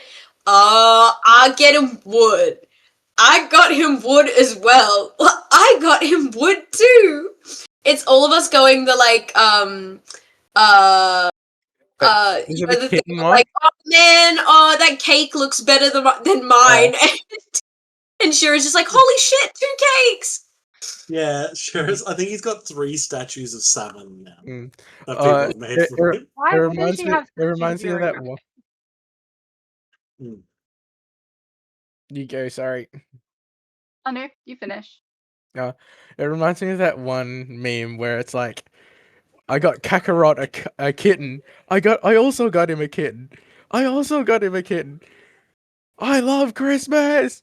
If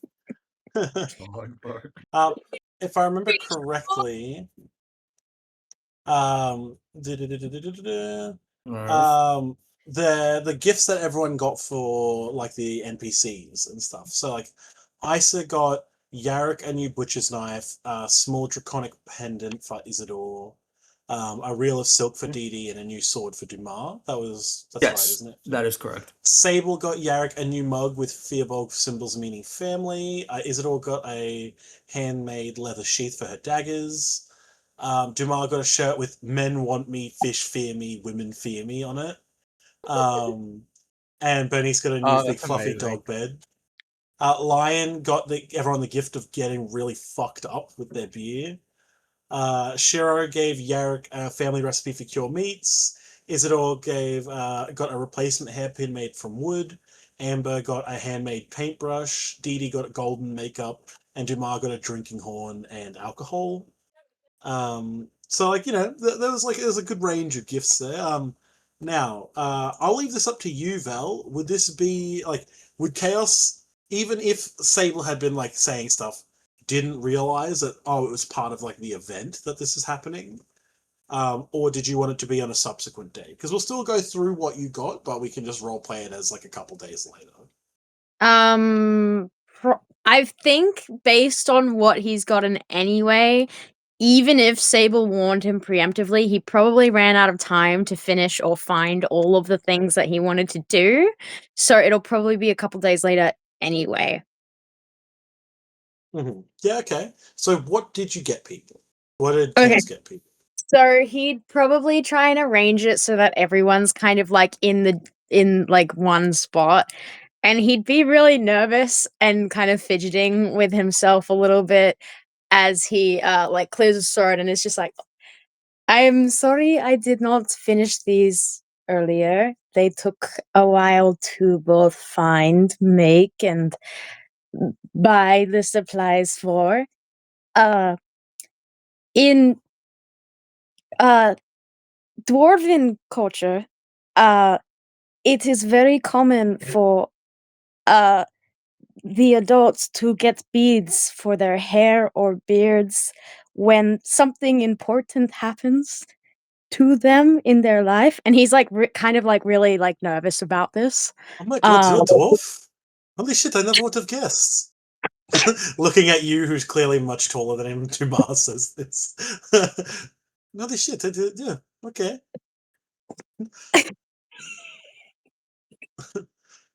It's okay, sweetie. You can keep going. Keep talking to us. I'd love to hear what you got. I have made you all, or arranged for you all, to have a bead. It is not much, and you don't have to wear it, but I thought it was important to make it seem like a milestone for us all. That is all. And he's gonna like shuffle around the group and slowly come to hand out a different bead for everyone. So I'm just gonna go through like the basic description that I have here, and then I'm gonna send a photo with all of them so you can get like a basic. Hell yeah.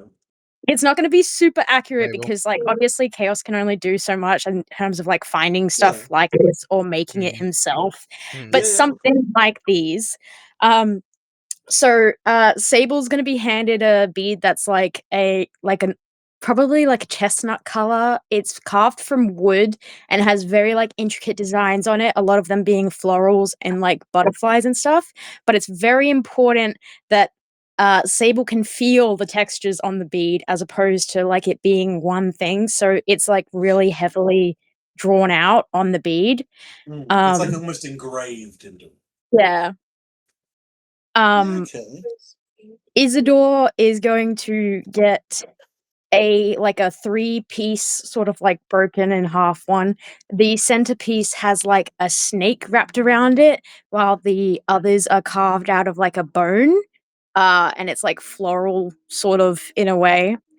Dee is going to get a golden bead, and this one's gonna be like some more florals, but like the whole thing is like a golden medal instead. Shiro gets a I forgot what they're called, but you know those bugs that crawl up into a ball? Oh, a pill bug. Yeah, it's like a pill bug. So this one actually opens and closes, and so it can clamp around the hair. But he got this because it was like he kind of made a joke of being like soft on the inside but a tough shell on the outside. Dumas gets a like a really intricately swirly another like carved bead.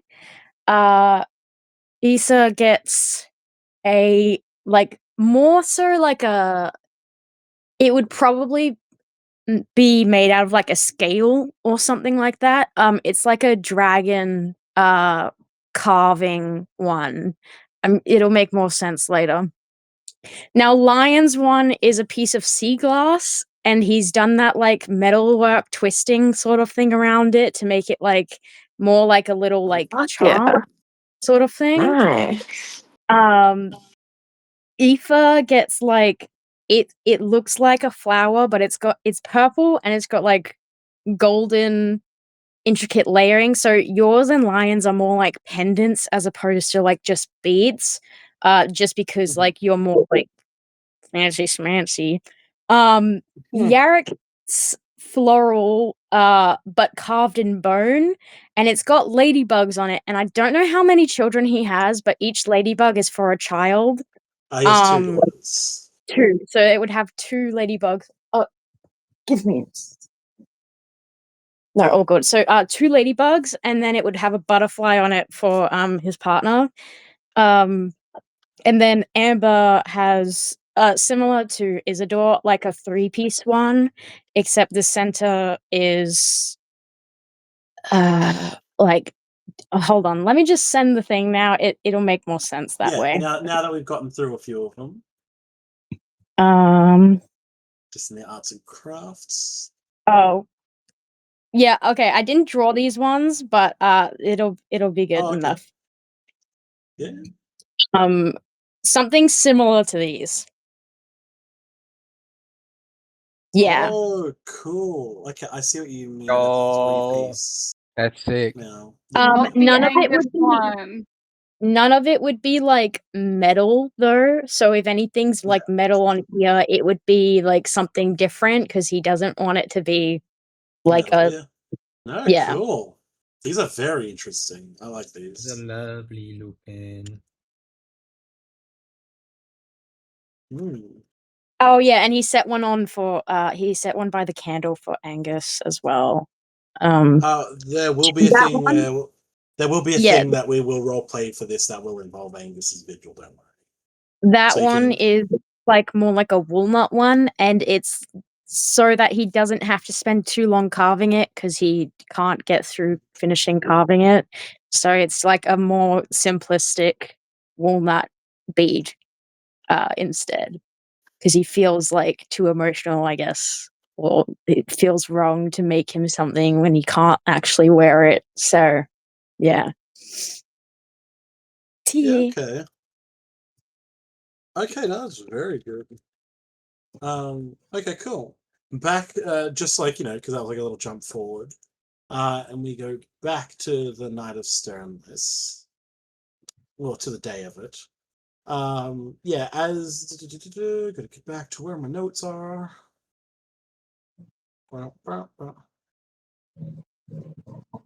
Yes, after everyone's done their piercings and Dee Dee has like handed out these patches to everyone.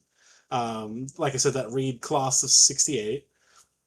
Dee Dee says, "Well, I'm gonna go drop one off downstairs, upstairs for Angus. Do any of y'all want to come? And anyone who would like can follow her to the chapel where Angus's vigil is still lit. Does anyone have anything they would like to, like, on the night of Sterenlys? I know that's Chaos will drop theirs off in a couple days. But is anyone going to his vigil tonight? I think his one he'd probably have finished already. Yeah. Well, again, it's like an unfinished one. Yeah, and it's a walnut, so it's already got a lot of the curvy swallow detail. Yeah, okay. Cool, we can go with that. Scape is going as well, but I do have something I need to ask before we go there. Did the players actually get to give the other players their gifts? Because holy shit. Yeah. We're just here, we exist, what the fuck? The time to be like, Nick, we only got to see the NPCs give Aoife and Chaos their gifts. So like no, you got right. I know we keep jumping forwards and back, but I didn't want to interrupt Val and Jazz this is good. You're right. No, you're right, because Aoife and Chaos just gave their gifts. Jesus Christ, yeah, how can I forget? Yeah, sorry, it's just there's so many characters, including the NPCs and us that I know that we've already been here for like 2 fucking hours, and I will go down the list then, and what you guys got each other. If you could tell me, then that'd be great. So we already saw what Aoife got the blanket for Sable. They got the carving for Shiro, and they got the beetle.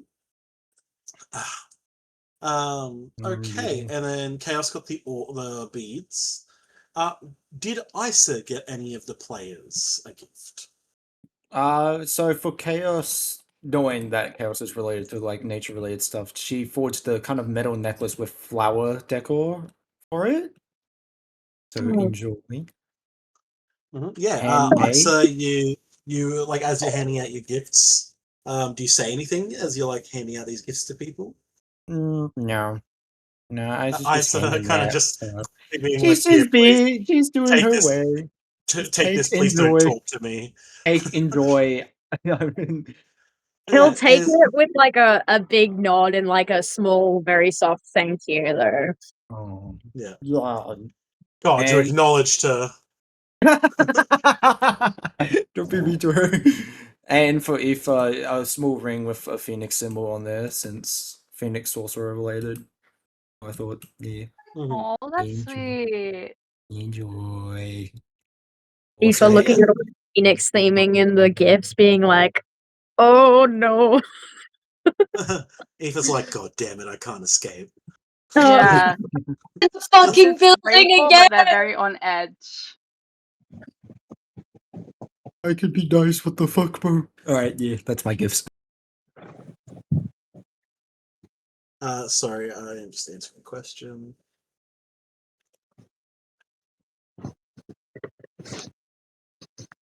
Okay. Okay, what gifts did Lion... Oh, we already know what the gift Lion got, everyone. It's getting fucked up! So, thank you. Yeah. Um, You're welcome. what gifts did Sable get for people? Sable said they'll be back in a bit. God damn it, what gifts did Shiro get for everyone? Shiro gave all the player characters a good luck charm. A small right. wooden idol of themselves. That's right. I do. Mm. I do remember that happening. Yeah, let me And to Chaos specifically, he'll mention that here's a new one depicting your new arm. Hopefully, this one will serve you better than the last one could. You already know that that man came and like grabbed Shiro and just like hugged him really, really hard. Thank you so much. He'll sort of wriggle an arm out and sort of just pat you, like pat the floof. He's gotten a bit more accustomed to you bear hugging him. Good. Very good. This is delightful. Also, he might be a little bit drunk with everyone else. Oh, that's fair. Yeah, that's very fair. I can imagine that Chaos probably tried to have a few drinks just to blend in and be like, "Yeah, I know this holiday, guys. Don't Are even you stress." using a straw to drink Yeah, your beer? yeah, Yes. using a straw. There's like some metal straws that you're able to like take advantage of. A very like bendy one, trust. Like a loop. Oh my Yeah. gosh, the one that go wraps around your all around eyes. his head Yeah. with the glasses. I'm sure that they have something like that. He's like, "Do you have any straws?" And they're like, "I have these ones." And he's like, "Do you have any other straws?" No. Lion's like, no, this is the only one that I have. Lion's like, this is from my personal collection. Are they Yeah. not good enough for you? Yeah, you know, appreciative of this gift. It's great. And then Chaos sees somebody later in the night drinking from a normal metal straw, and he's like, "That motherfucker."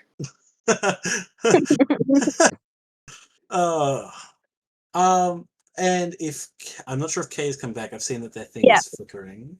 Yeah, it's back. Kay. Said so in the thingy. I'm sorry, I had to go get. Sorry, no, that's okay. I realized that my chat thing is in the arts and crafts, not general. It's okay. The new personal headcanon Lion owns this. What do you think those wizard snapbacks for? It's got those little. It's got the little things on the side where you can put the cans. Yeah, I was gonna say technically would have given that to I would have given that to Lion if I hadn't given him the wizard snack bag. Should I just go through what I gave Aoife and Chaos? Just do what you got. Yes, everyone, please. so Yeah. okay. Yeah. Okay. I'll just run through everyone. Isidore got a knife sheath. For Shiro, it is also a shitty version of salmon. But it's more like it's just really shitty, not because Sable doesn't know how to do woodwork, because they're just not like as adept at it as him, and also they're blind, so they, it just kind of looks a little different. Bernice got a comfy new bed. Bubby got well, I don't think that we roleplayed this out, but we did say that we gave out whoever had like something for their dragons. Sable got Bubby a chew puzzle toy, like one of the ones where you put food in it, but it's it's a bigger one, but like it's not big enough. It was made before Bubby grew like an extra 3 feet.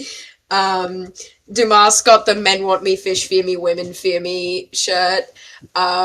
Wizard hat for Lion. Yarrick got a knife with a wooden handle and Fearbold carvings of like his family and stuff, like meaning his family.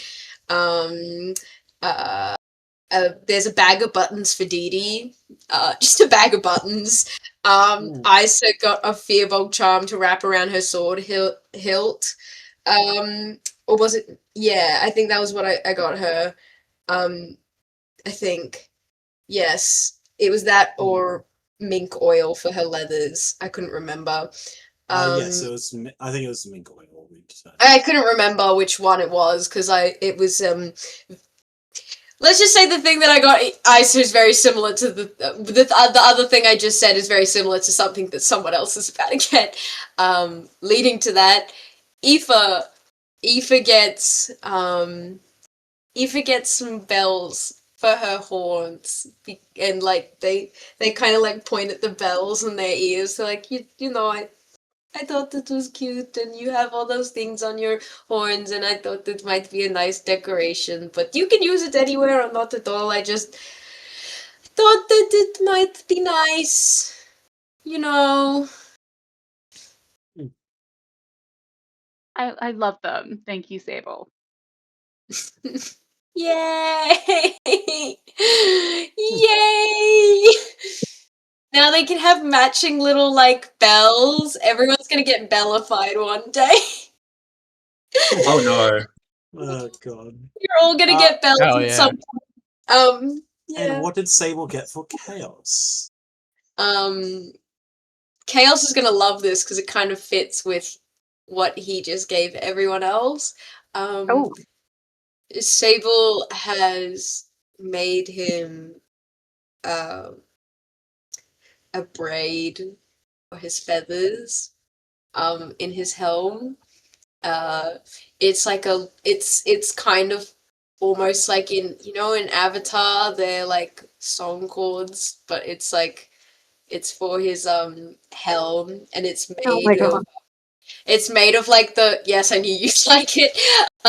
Like just like string like that they would have had, but they've covered it in feathers for duck, like from duck, and they've put their own little beads on it. It's not the type of beads that he would have made for everyone, but it's things that they've picked up along the way, and they have tried to organize it in a way that is like kind of resembling the year so far, because this is a holiday about storytelling and storytelling to your friends and family. So they've kind of like tried to involve him into their culture a bit more by giving him this, and it has like a lot of things nodding to Fearbold culture as well, like how Sable wears their totems and stuff throughout all of it. But it's got lots of duck feathers in it. They've just secretly been picking it up everywhere that she sheds. After explaining kind of what it is to him, he'd probably come to like kneel down and ask them to put it in his helm, like attach it to his plume for him if possible. Yeah, of course. Yeah. Yeah, so he'd start wearing it immediately. Absolutely. I'm imagining Sable on their tippy toes, like trying to put it in his helm and being like, "Did you bend down?" Yeah, he'd come to kneel for them. Sable on their tippy toes is very, very dear to me. Oh yeah. Well, I hope you like it. He'd come to just like come to wrap his arms around you and give you a big old hug though. Thank you so much. I had no idea that this meant so much for your people. It's no problem. I thought it would be a good way to get you involved in the culture and um uh I thought you might appreciate having something to remember us by and your ducky by and like is like while mid hug like plays with one of the duck feathers like kind of like flicks it. Oh my god, get a room. Chaos just Oh comes my to god, oh my perk his god, I head up might be really a gay confused. man, but that's the gayest shit I've ever seen. You Oh might my have to give up god. your room as well. Oh my, yeah, like he gives like a big elbow to show, and he's like, "Oh, don't consider the idea." Sable just turns to him and because they're very drunk is like, "You're just mad that I don't do this to you. Just say it. You want me so bad." Oh, Sable, you wound me. Oh, you wound me. Here, come in for a kiss. And he, like, very jokingly, like, it's very clear he's joking. He's like, come for a kiss then. Come kiss the pretty boy. Everyone knows. Everyone Same, knows, yeah. putting a hand up, He'll sort of being like, accidentally headbutt Same Dumar. blushing still at is still blushing, but because they're also um drunk, they're not like, incredible complete mess. They're just like they're like looking at Chaos, they're like, do not just ignore him, do not mind him. He is an idiot. Chaos over Sable's shoulder. You can see Dee Dee making like hearts with her hands.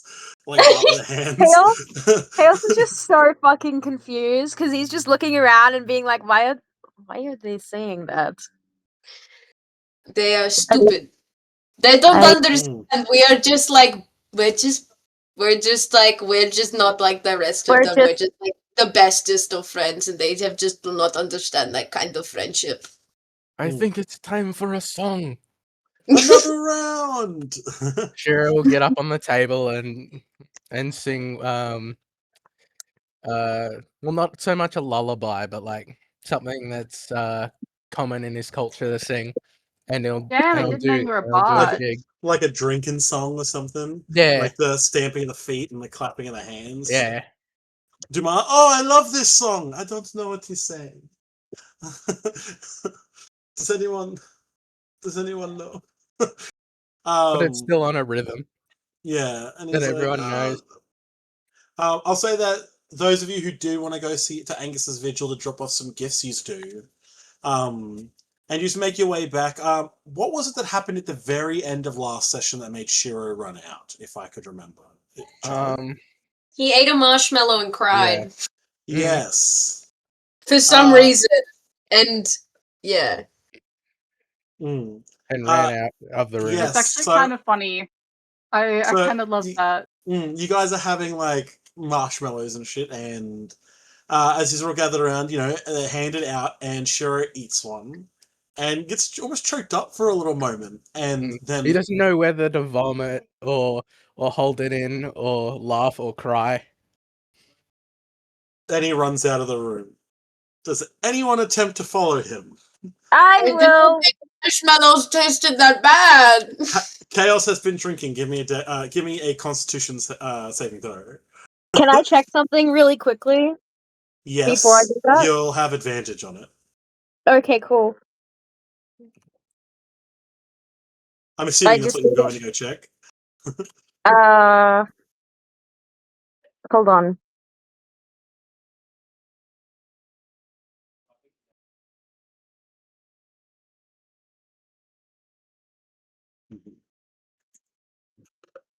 Yes.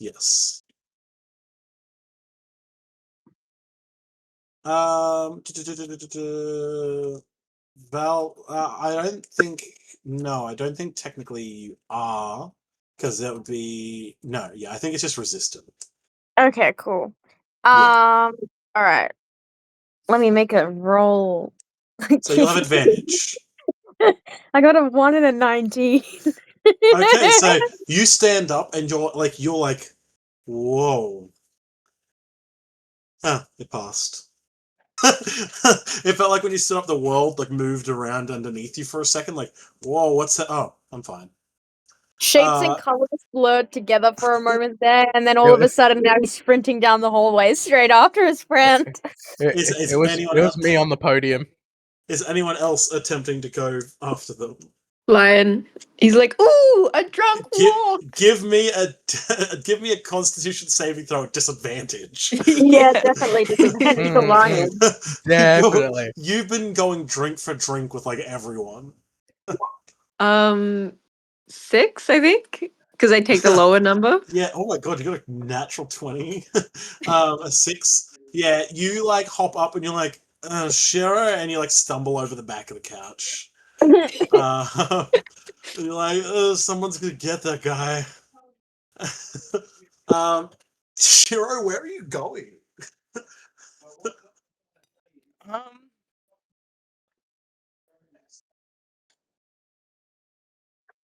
Where's the place he feels most comfortable that isn't in the dorm?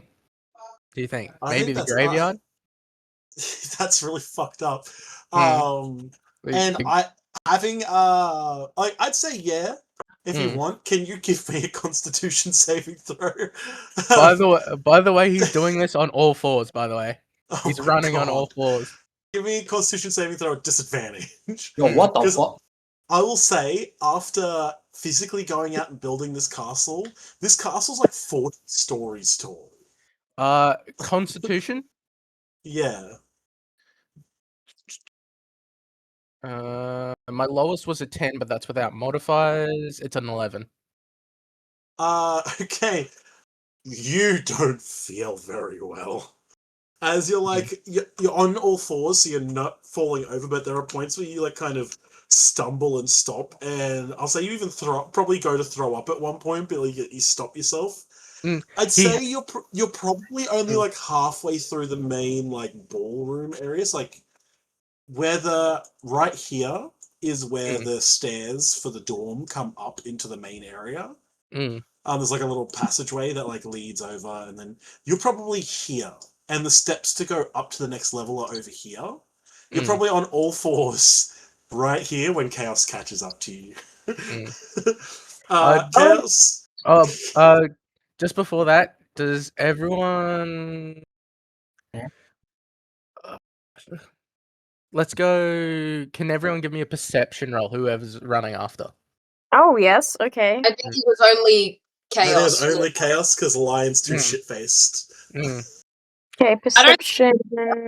I got a 7. I got a 12 plus 14. 12 plus 14.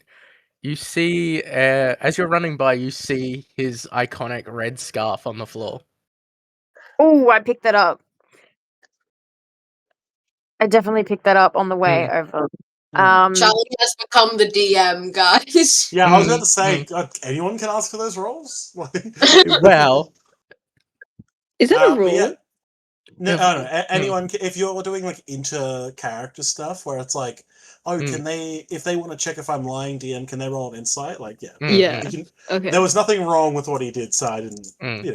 Okay. I thought it was fun. Sorry. So now that he's on, like, I gotta go through the correct channels. Charlie's like, fuck you, I'm the DM now. I'm DM, yeah. You found his scarf as you like going up the spiral staircase. Yeah, I'm gonna. And you can see him on all fours, slowly crawling across the floor of the ballroom. Sure. Very clearly, out of like breath. Are you okay? I'm gonna like come up behind him, like, and like kneel down next to him and lean over with a hand on his back. Are you okay? As you come closer, his hand, his mask is in his right hand. No.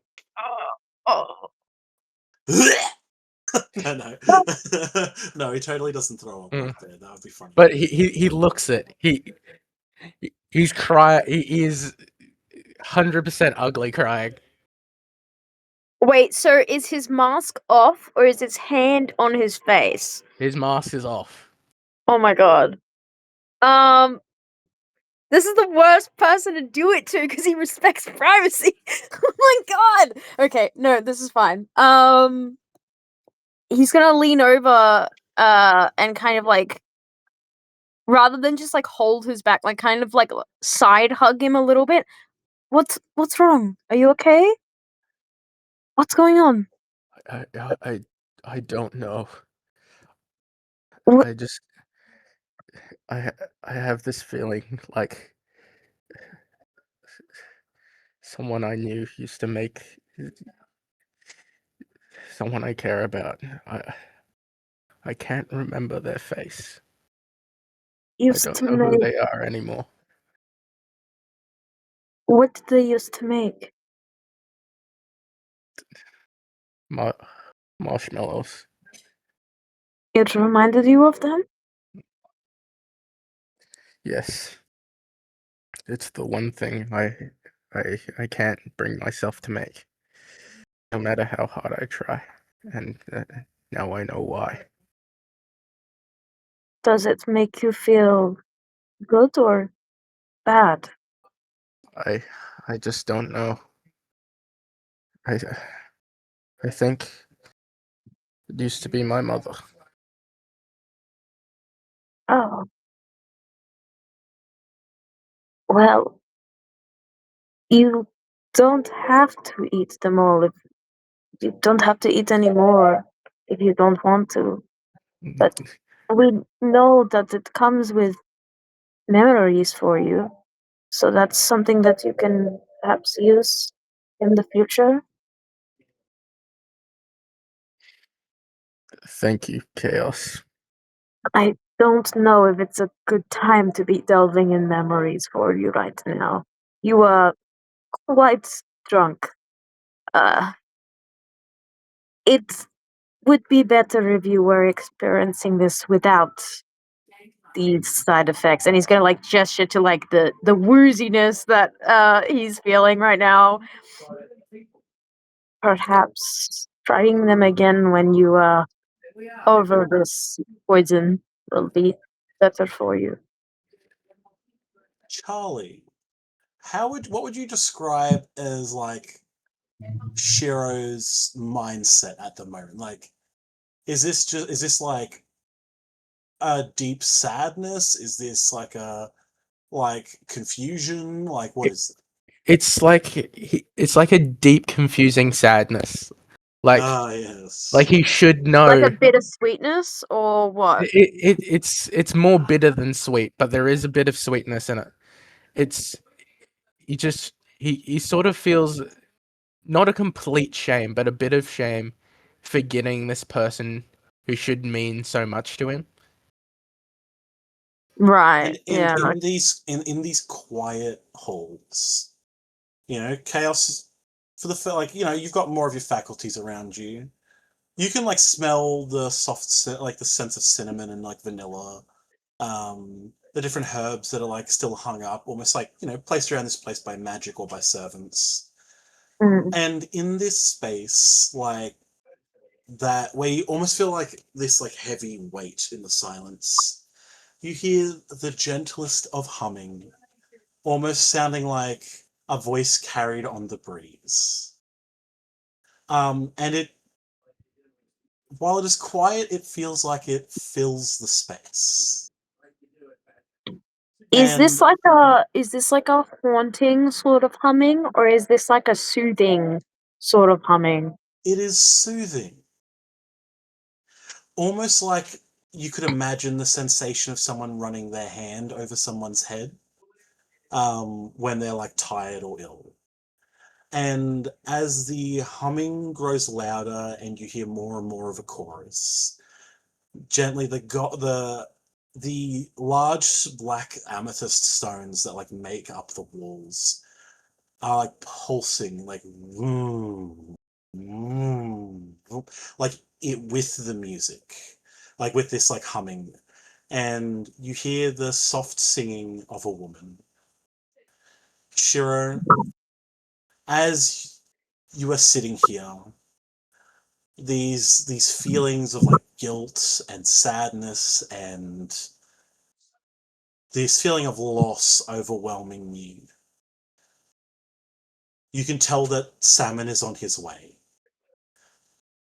and you hear the sweet music of your mother's singing. Do you pass out. Oh, fuck! He doesn't seem to like violently pass out. It seems almost like he has gently fallen asleep. Mm. And Okay, as well, he, I'm still gonna check his heartbeat and everything because he just suddenly like collapsed. And as he falls and his mask skitters out across on the floor on like the polished stones away from you, the humming slowly comes to a close and fades away until just the heavy silence has remained. Okay, I'm gonna check his heartbeat and then I'm gonna grab his mask and I'm gonna put it back on his face. No, I'm gonna wipe his tears away and then I'm gonna put it back on his face. And then I'm gonna grab him and like pull his arm and like pull him up over my shoulder. No. Can I wait? I'm not gonna pull him over my shoulder. I'm just gonna carry him like a baby girl. Because he's my baby girl right now. Yeah. I'm gonna carry him back to our room and I'm gonna go set him in bed properly. Yeah. Do you put his mask back on him? Sorry, I didn't hear that bit. Yeah, I wipe away his like tears and then I put his mask back on before I pick him up. Mm. And when you've picked him up and you go to walk away, you can see in the wall where these like lights were glowing, there is the faintest blue light that once you've picked him up, it seems to glow brightly for a moment, and then this flame flickers away, leaving nothing. You also feel a small tug from the top of your head where he's still holding onto one of the plumes. Like it's tight enough so you feel the tug, but not tight enough for you to. God, keep he's you almost there. pulling your hair. Jesus. Or I told you, baby girl. No, I'm kidding. Are we sure Shiro and Chaos aren't the real like gay ship of the No, players? he's just gay. Hey, guys. Damn. That's so mean. Honestly. Because Val is playing Chaos, so just naturally is just like Can he not that. just be a yearner, guys? Can he not just yearn and love people? He yearns in a way that is gay no matter who it is. Yeah, no, that's fair. Sorry, just seeing the chat where everyone's like, Ice is alive, but Shiro lives it. It's like, I think Isa thinks she is like a Shiro level sad. Like, don't get me wrong, Isa's backstory is kind of depressing, but Shiro's is like, if you crank that shit to 11. Yeah. He's also older than her, so he's like seen it like all. It's like this is the weathered mind of someone who's been around long enough to understand sorrow in all its forms. And Isa is still experiencing like the process of learning all about that. It's like she's probably in deep more than the others, but like Shiro is a reflection of who she's gonna be one day if she continues the way she is. Yeah. I'll say you managed to get Shiro back to bed. By the time you actually like bring him back, people are like, hey, they live. But it's very clear that the night's winding down. Yeah. You managed to get him into his bed, and I'll say probably I'll like after you've got him in bed and you've like gone back out, you see that like sheepishly standing at like the top of the stairs where like where the entrance to the dorm is Salmon, who's lying on the floor and looking in like with his head stuck in the room, and he sees you and he's just like lying on the floor. I'd probably come over to him and like give him like a good like I can't really say pet because he's sticky, so I'm gonna give him a good scrub instead. I thought he's not sticky anymore. I don't know. He's generally not sticky. He can make himself gooey and sticky. Okay, so I'll give him a good few pats then. He's going to be okay. Don't worry. He gives a little purr as you like give him a scratch. And I'll say the night begins to wind down, and we will do a little bit of retconning because a few people wanted to go to Angus's vigil. I'll say that Dee Dee went like by herself to go drop some stuff off. But who else would like to go now? Well, now the night's like winding down and everyone's kind of retreating to their When he's by rooms. himself, yes. I would. Lion would like to go. Sable would also like to go. However, I think we should figure out which ones of us would like to not be with other people when we go, and like if any of people are going together or not. Because who's going alone? I will go alone like a different day. Yep. I know Sable wants to go when everyone else is very like it's like towards the end of the night, but people are still probably like drunk. Like probably when Chaos and Shiro go running off, and then Sable's like, I feel like that's a sign that I should also go do my own little side quest now before I get too drunk and fall asleep. So Sable is gonna go, but yeah. Anyone else that goes before me? I can go before Sable. Yeah. Yeah, okay, sweet. Aoife, sorry, you Very fitting. You go to the vigil. The party's kind of in swing, and it doesn't take much for you to be able to like slip out, kind of, amongst all the chaos and the drunkenness. It's easy enough to like slip out, and you manage to make your way up the spiral staircase, and then into like the cleric chapel. Yes. What do you do when you go to where the vigil is? Inside, you do see that there is one of the priestesses that works here is quietly sitting off to the side with her eyes shut in this chapel, because it's like part of it. It's a chapel. If someone needs to come here for to pray to the gods or anything, they're always here to help. But they're very, for the sake of this, they're very much removed to the side, and we'll just let you do what you want. There's enough space in here to like go up and sit to the vigil without necessarily getting their permission. Yes. Okay. So Aoife's going to probably just kind of sit in front of the vigil for a second. Take a deep breath, and then pull out this piece of parchment from their bag.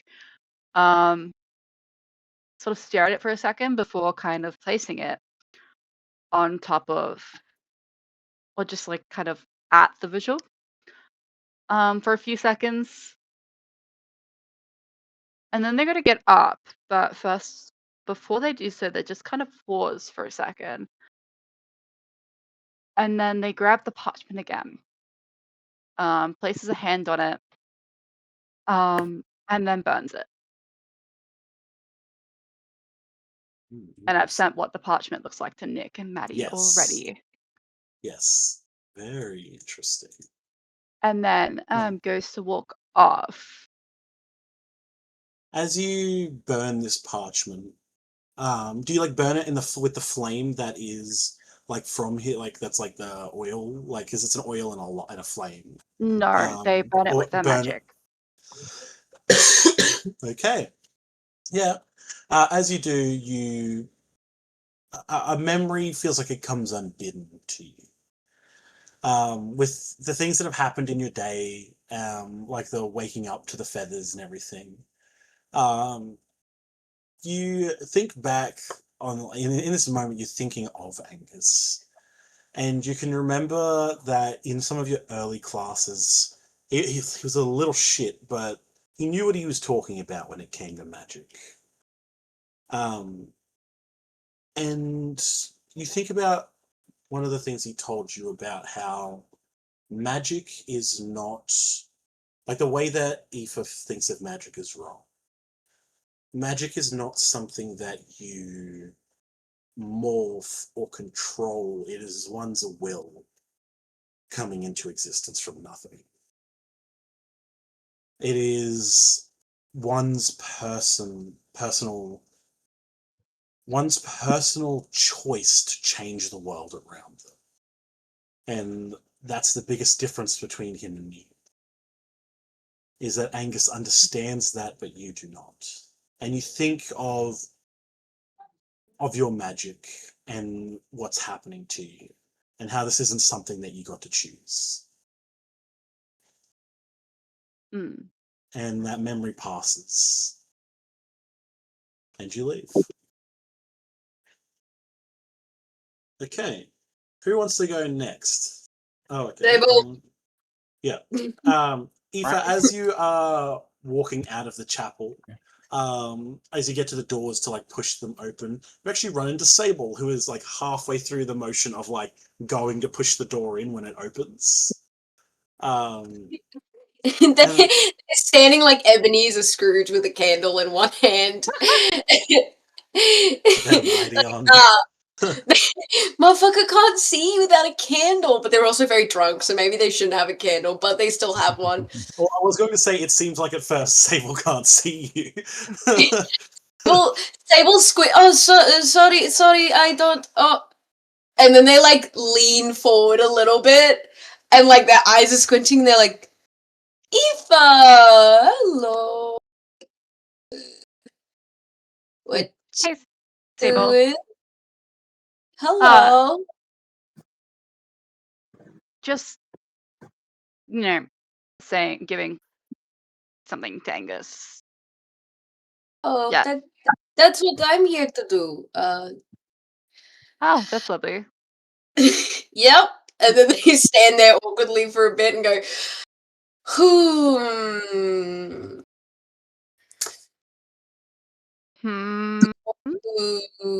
Like, question me mark? for a bit? Do you wanna hang around while I do this? Sure. Are you okay with that? Well, I asked, so yes. Right. with Yes, probably the most "are you dumb" face they've ever made at you because they don't have a filter right now.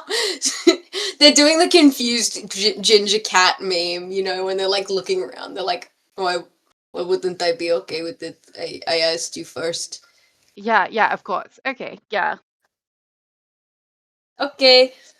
And Sable walks in. I feel like they've probably like kicked their toe about 7 times walking here because they just like decided to just walk without thinking too deeply about their impaired state on top of their other impaired state.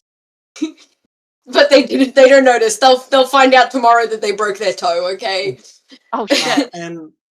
And what does Sable do at the vigil? You make your way to it. There's no real sign of anything here. The Aoife just told you that they left something for him, but other than like the small trinkets and gifts that have been left over time, there doesn't seem to be anything new. Sable can probably smell something burning, but just assumes that it's because of the candles.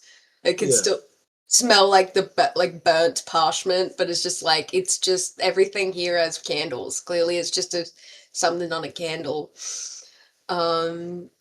Also, Aoife was here. They don't question if they smell fire and Aoife was somewhere.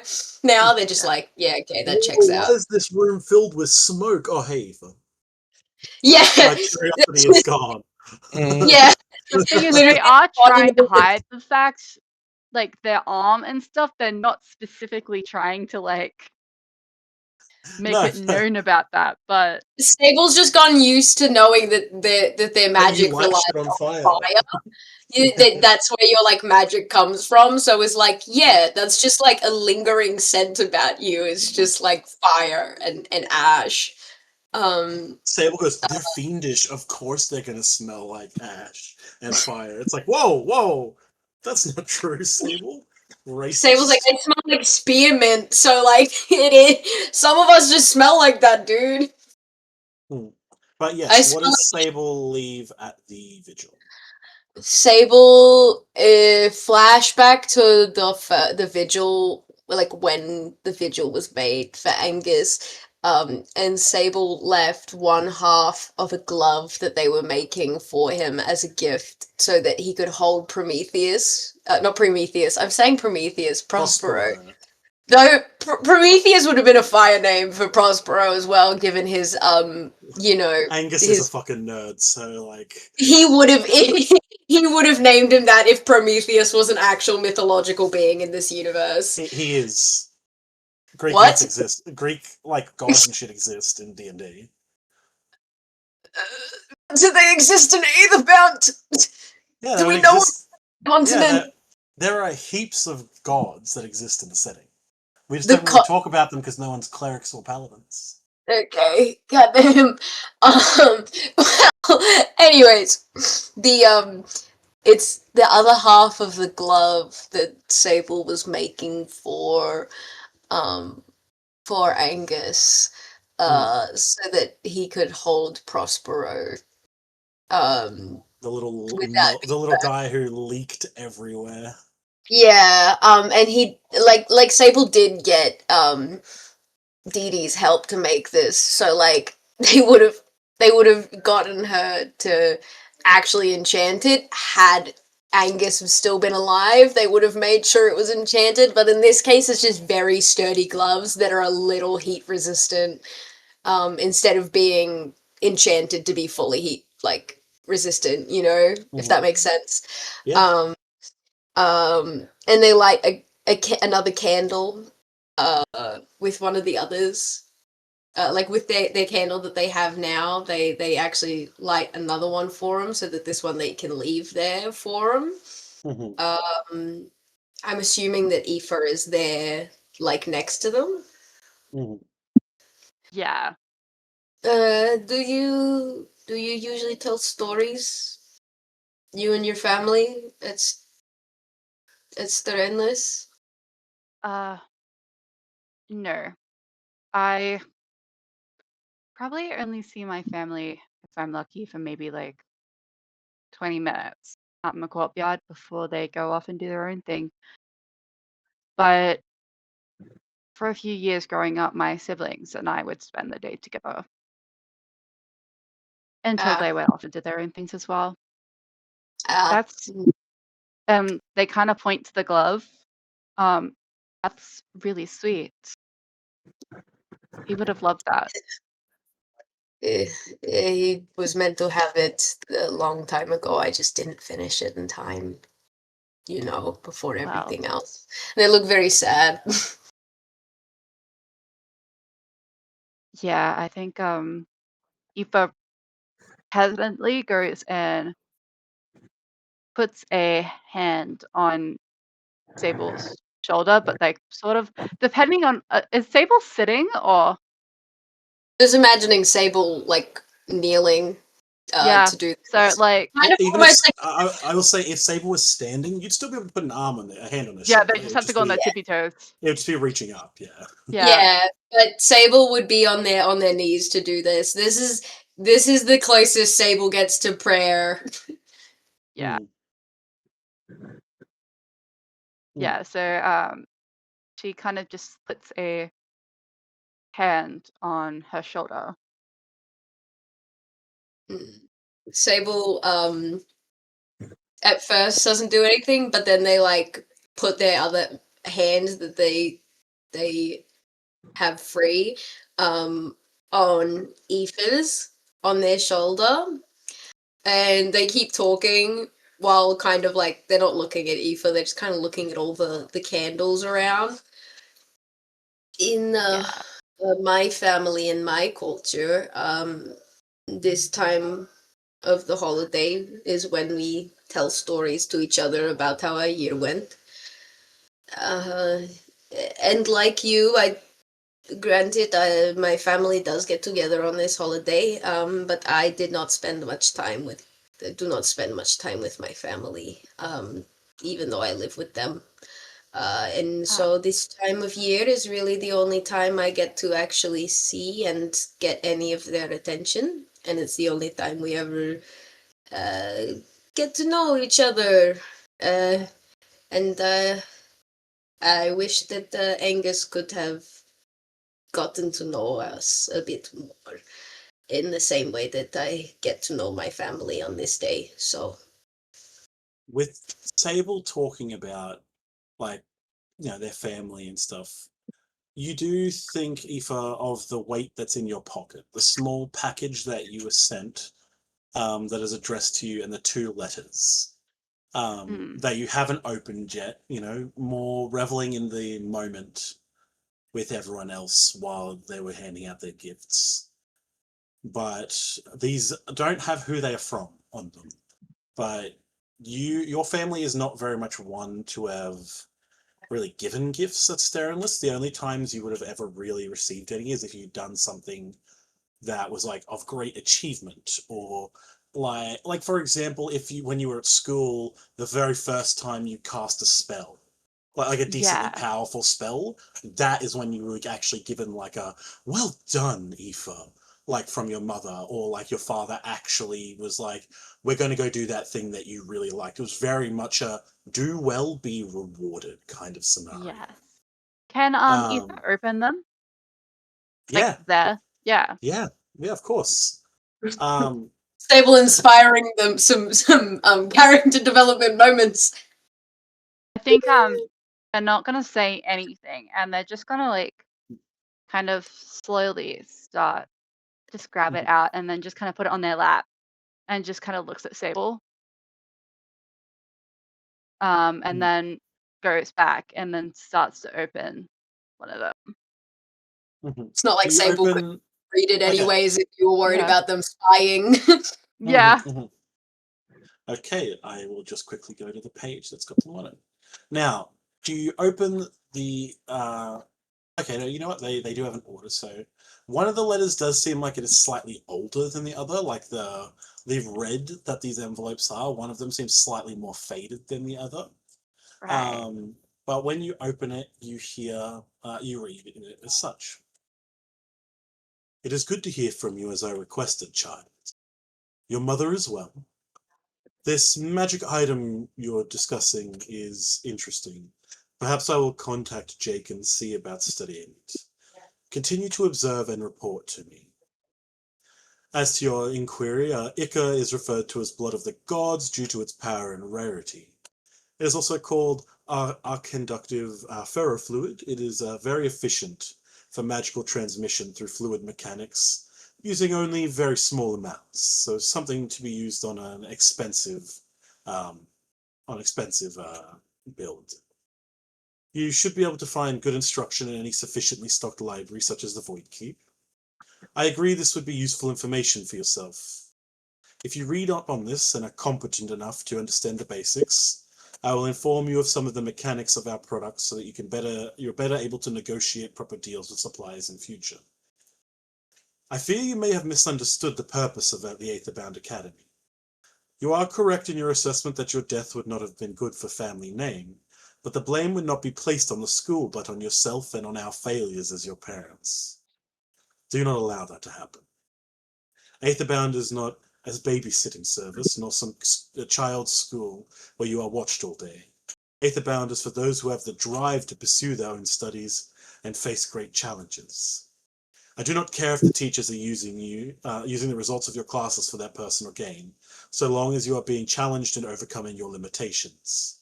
The school has the reputation it does because of the results it produces, and the teachers there having been getting those results for far longer than you imagine. From your letter, no one even died in this assignment. If you are bruised and scraped but not dead, then you were challenged enough to threaten you, and you rose to that challenge. Take it on the chin and continue on. Blights do not quit. Continue to write. Your father, Elias Blight. So this is in response to your first letter that you sent off that months ago at this point. I think it was about a month ago that you had not received. It wouldn't have been quite a month. It's probably like 2-3 weeks, and you did not receive any response. And do you open up the second letter after that, or do you what do you do with this one? I think Aoife just kind of crumples up that letter and tosses it to the side, and then goes to open up the second one. I'm imagining Sable's ears twitching at the sound of paper, but they don't say anything. I think they're kind of in their head still doing their little You would have definitely heard the as they tore open the letter and they're unfolding the paper, but yeah, definitely the crunching up would have gotten most Sable's still internally doing a lot of their thinking on how the year has gone for what they're gonna say and stuff.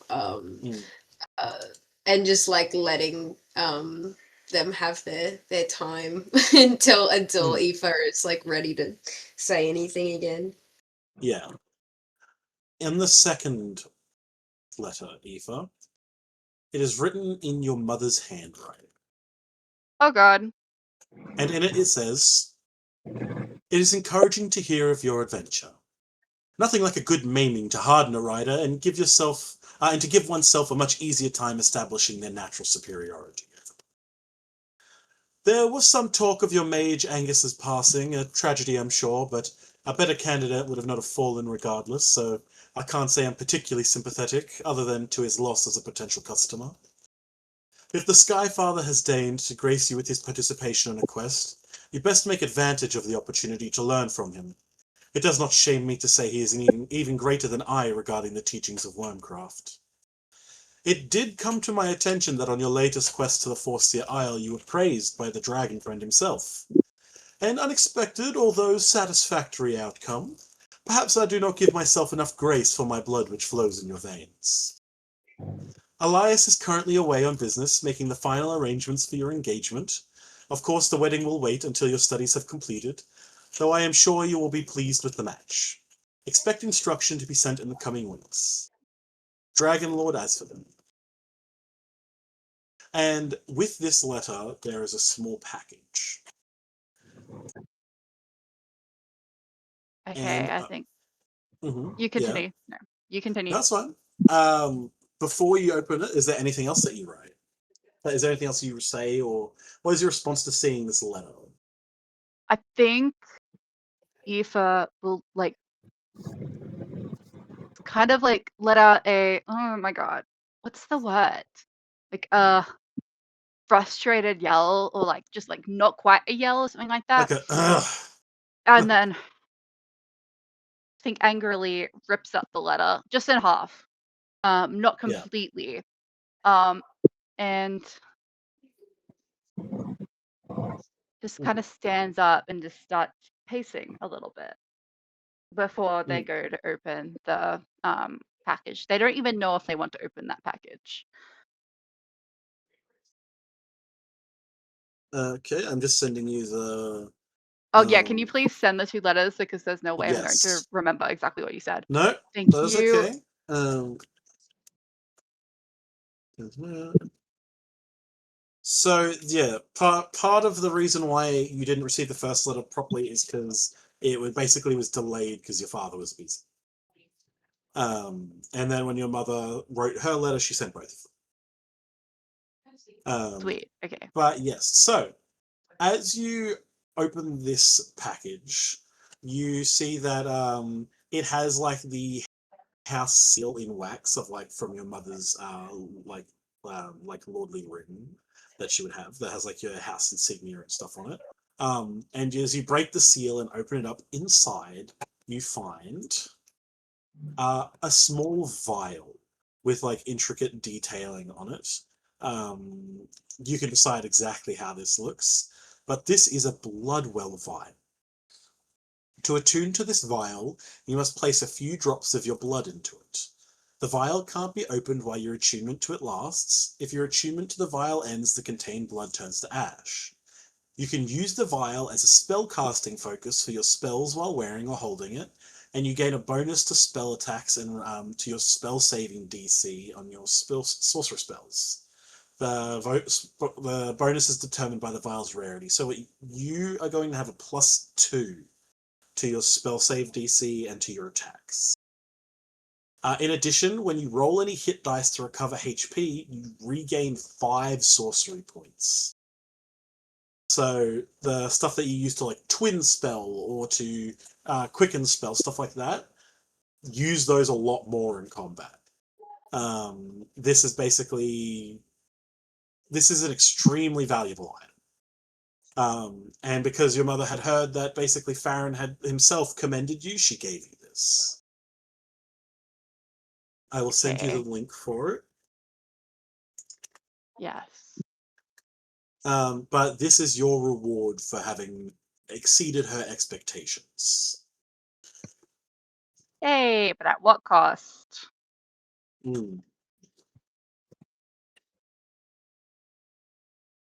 Yes. Okay. So you're one letter crumpled, one torn in half, now holding this vial. I'll say that like this is perhaps even like a family object that you've seen before. Perhaps maybe something that was once even owned by like Anel, potentially. Or perhaps like part of actually potentially Anel's mother.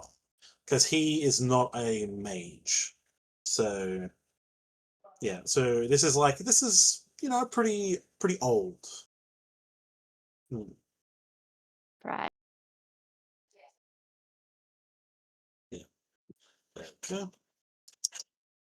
Okay. What do you do now? Now that you've finally opened these letters, which have felt like they've been burning a hole in your pocket all night, and you've seen your reward for your efforts. Sable is still kneeling, saying some small words, but I'd say that in this moment, would you say that Aoife doesn't feel quite so alone with someone here? Like it's not quite as bad as it could have been if they'd let this on out. Sable might finally pipe up then, unless you have something specifically you want to say for that moment. But I think Sable would hear them stop pacing and be like, "Are you good over there? Are you ready to come back?" And then like taps the spot next to them. Or you can leave if you're ready. I think okay, so Aoife's trying, that's quiet, crying between sniffles. They're like, yeah, I'm okay. And just kind of goes down and sits next to Sable. Can I, as a player, roll? Well, I guess it's perception but I'm like rolling perception No, to see. I would roll in. They're sounding sniffly, and I noticed that's crying. Roll like an insight for me, because okay, good. insight is like a lot of people use insight as like lie detector. No, that's like looking at someone's body language or like the sounds they're making, how they're talking. It's like what is the emotion or like what is the mindset of the person that is talking to me. I mean, yeah, because I actually, even though I'm like, I can't see, I still have a +4 in perception anyways, because it's a wisdom check, but still, like, insight just makes more sense here anyways. Sable got a 15. Okay. I would say that, especially with the quiet, like the quiet that is in the keep right now is almost comforting. It's not like a negative silence. It's a very positive one, but because of how quiet it is, it's very easy for you to like hear the difference. There's no like music, the like away from the crowd of like everyone together. Sorry, just saw but away from everyone else with just the two of you, I think it's pretty easy for you to tell that between the reading the letters and the hearing one crumple and then a few seconds passing, opening the next and hearing the like ugh, and the ripping of it in half and then opening a gift. Like this is, yeah, you've been politely letting Aoife do their own thing, but it's clear that they're upset. If they're still standing, Sable like kind of turns their head and like puts their hands back behind them to like lean back and is like, parent problems. You could say that.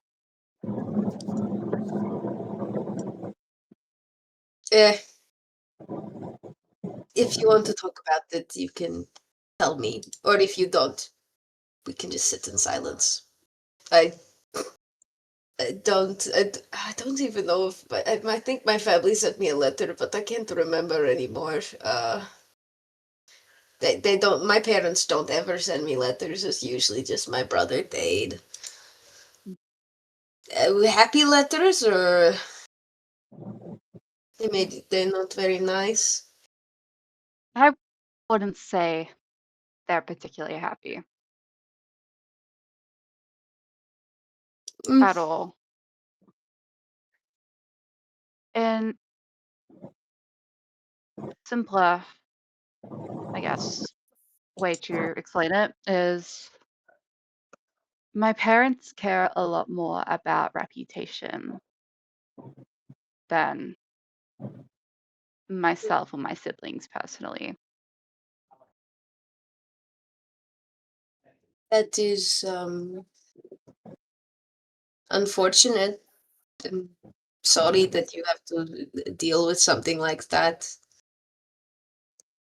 Apparently, Angus's death means nothing to my mother other than the fact that she's sad for a loss of a customer.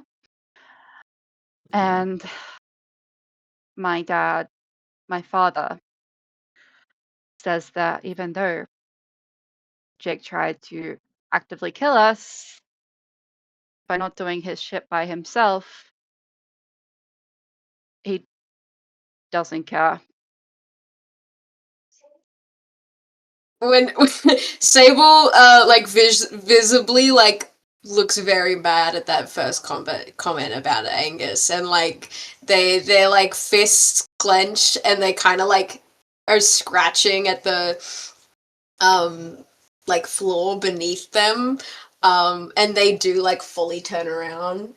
They're like still kneeling, but they're like twisted around looking at Aoife, with like a look of like disbelief and like genuine disgust on their face, and they're like a little speechless for a moment, before trying to be like, this is still someone's parents.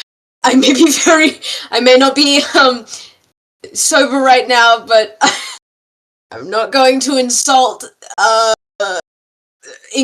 harshly as I want to some of the most powerful nobles in the realm. Like, Aoife literally just looks at Sable and can basically just read what Sable's thinking by looking at their face, and is like, it's okay. You can say it. They are and I can only say this in a word in a language you don't understand. And then he just starts speaking Fearbulk. And they're basically saying, they sound like a bunch of cunts, and if I ever meet them, you're going to have to stop me from stoning them. I have no idea what you said, but It is for the best. Can't imagine what the gist was. Yes. Aoife's going to grab the letter from her father that she crumpled up and threw across the room and reads out to Sable. I fear you have misunderstood the purpose of Aetherbound Academy. You are correct in your assessment that death will not have been good for your family name. Blah blah blah, whatever. Like that whole sentence thing. Do not allow that to happen. On their way to crash out in the middle of a vigil.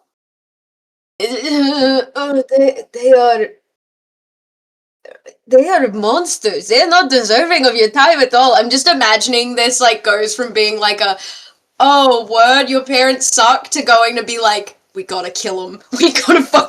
Like they just like this is like Aoife being like, this is my first time venting about my parents. I don't know.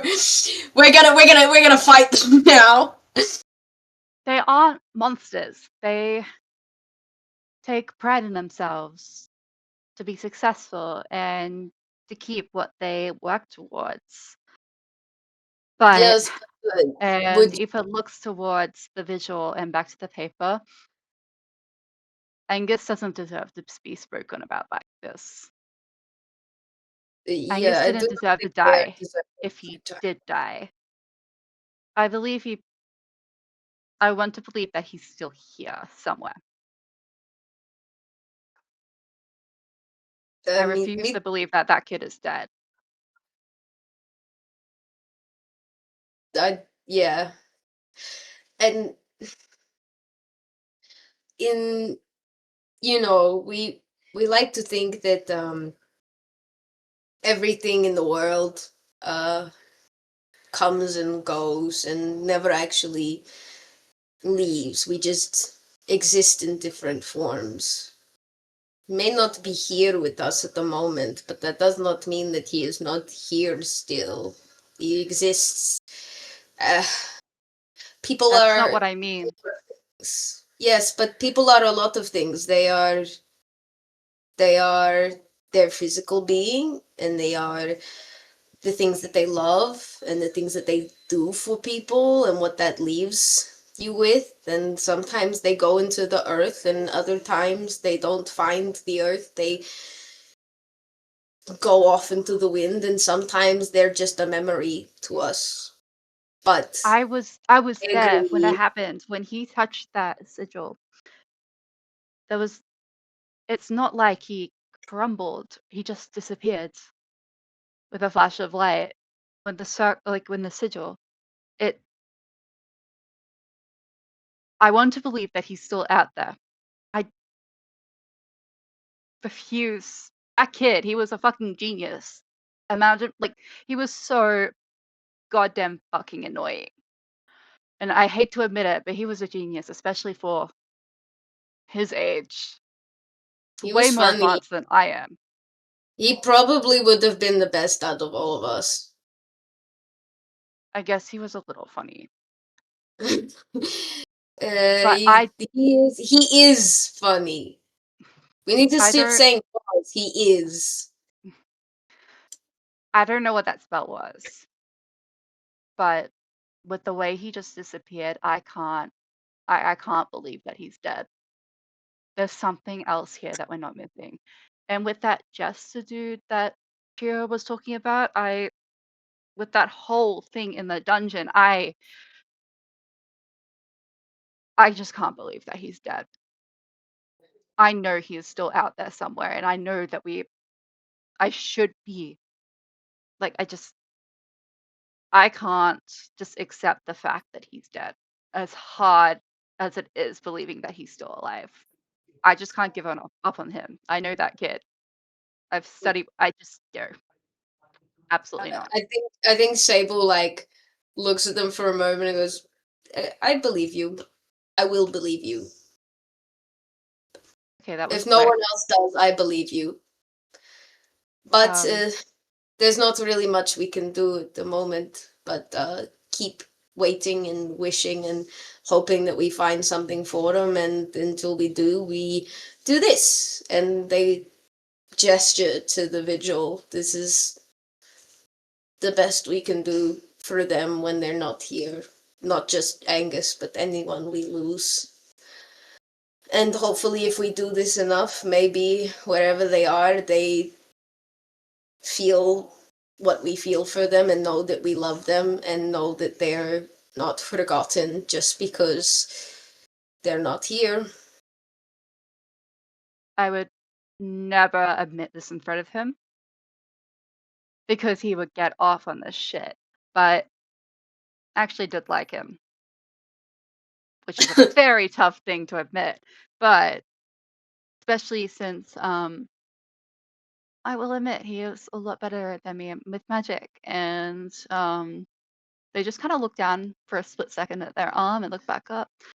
I guess I should up my game before if he comes back. Sable gets up and comes over to Aoife and puts a hand on their shoulder. I think you are already good enough. I think you're a good enough magician. And I think that he would be very proud of you. And I think Aoife. I wouldn't tell him what you said. Your secret is safe with me. I think Aoife laughs at the fact that Sable called her a magician, and They are drunk still. Yeah. Well, they're not like drunk. This is like tipsy No, Sable yeah. trying to think. It's like you're a magician. Like that's what you are. You're like mage, magician, same thing. Yeah. Is there anything else you want to say to Angus or give to Angus? I think I have told them everything. But if you have any funny stories to tell him, do share. I think I try to remember all the funny things for people when they're not around for it. I'm okay for now, but I think we need to get you some water. And use you've had a little laugh and you finish your time up in the chapel, and you make your way back to the room. Jack, you said Isa would go another day. Is there anything in particular that Isa would be doing at the vigil? Was it just like what is? She what was wanting to go in alone more for Yeah. her own. Well, since it was a delayed Sterenlys present for Angus, since in a sense Angus's kind of room came up to her. Well, I don't know, everyone mentioning Angus in there. Mhm. So she I wanted to go alone as well. Sorry. Oh, girl. Yeah, so she will head to the vigil and drop a small metallic forged wand that she has even tested that can cast magic, laying it there for Angus. Yeah. Okay.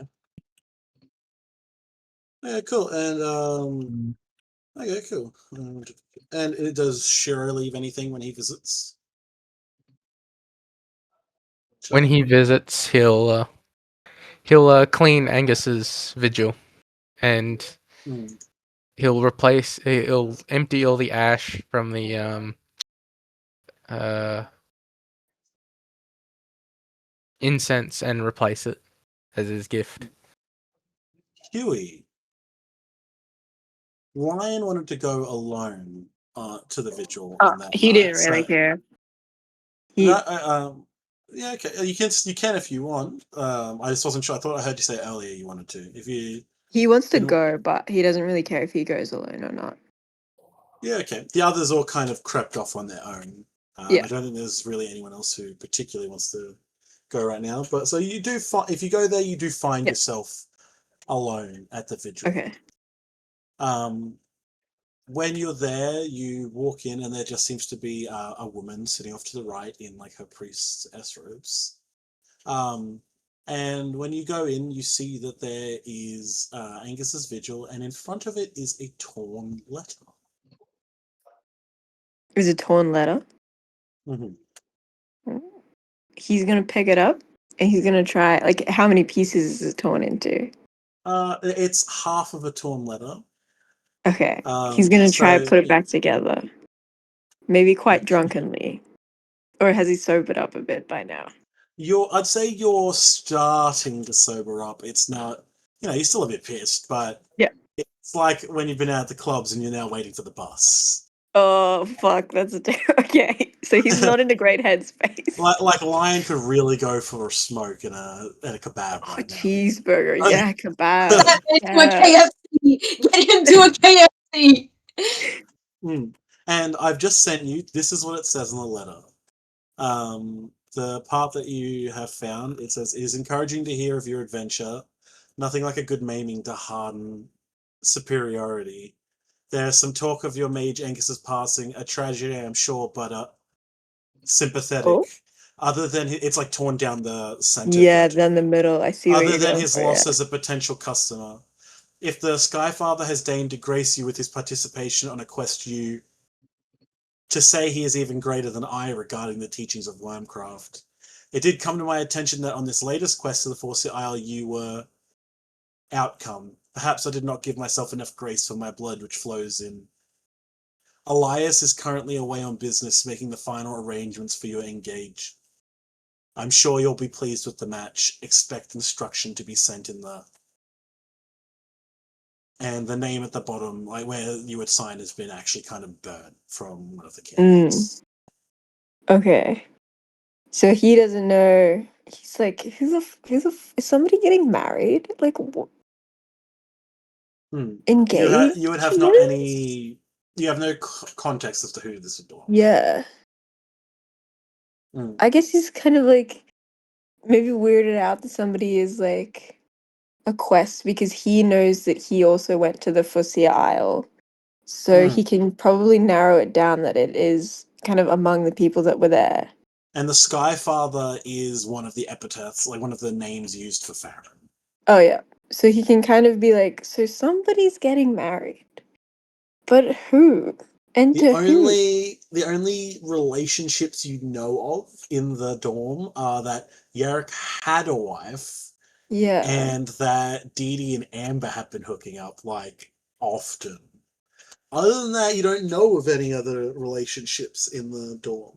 So Yeah, okay. So it might be a Dee Dee Amber Yeah, situation. he's gonna have to go congratulate them now and they're engaged. Oh god. But you are now here at the vigil by with this letter. Is there anything you say or leave behind at the vigil itself? He's gonna like drunkenly cross himself and then like he wants like can he do the grave equivalent of a forehead kiss to some stone somewhere? Yeah, it'd probably be like like kissing like the inside of like your forefinger and middle finger on a hand, and then like pressing that to like the stone at like where it has Yeah. his carved into it. I think that's all Like that a miss your buddy kind of thing. Yeah. Yeah. Yeah. And you leave the vigil and make your way back to your room. Everyone's kind of like the fire's still burning, and the smells of like the cinnamon and vanilla are still in the air. Is Chaos out in this community room still? Is Chaos still like on watch, or Probably yes. Chaos is But sitting in one of the chairs, probably with his neck pillow now now propped in. What were you gonna say, Val? Sorry. I was gonna say this is terrible timing to admit that I'm in the scene because I need to go have dinner real quick. So I'll No, it's fine. probably... He's gonna walk past and just. Okay, all good. Just checking. But All right, everyone else has gone. Everyone else has gone to bed. Chaos is sitting in his usual spot, the neck pillow like plopped in. As you get to the stairs, and it feels a little bit like a challenge to get up them. Until you make your way to your room, where you can see that Isidore has passed out, her hair unbraided, lying like on her bed. Kind of like it looks like she's just like thrown off whatever she was wearing, and she's wearing now like a nightie and some like loose pants. But she's like gently like very gently snoring on like the side of the bed. But she does look pretty fucked up. And when you sit on your bed, and that's good, the legs don't feel like they're getting away. Yes, Isidore got drunk, Maddie. Yeah. Can we please roll at some point once everyone's done with their actual serious role play?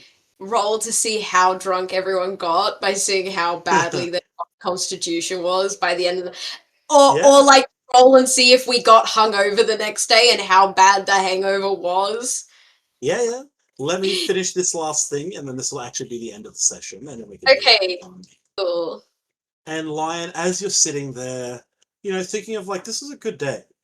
You got to celebrate with your friends, and for the first time, really, everyone came together and had like just a casual fun time. This wasn't the break where everyone got to finally rush and go home and get that like feeling of normalcy. This wasn't just like some random thing. This was, you had a good mission. You did well.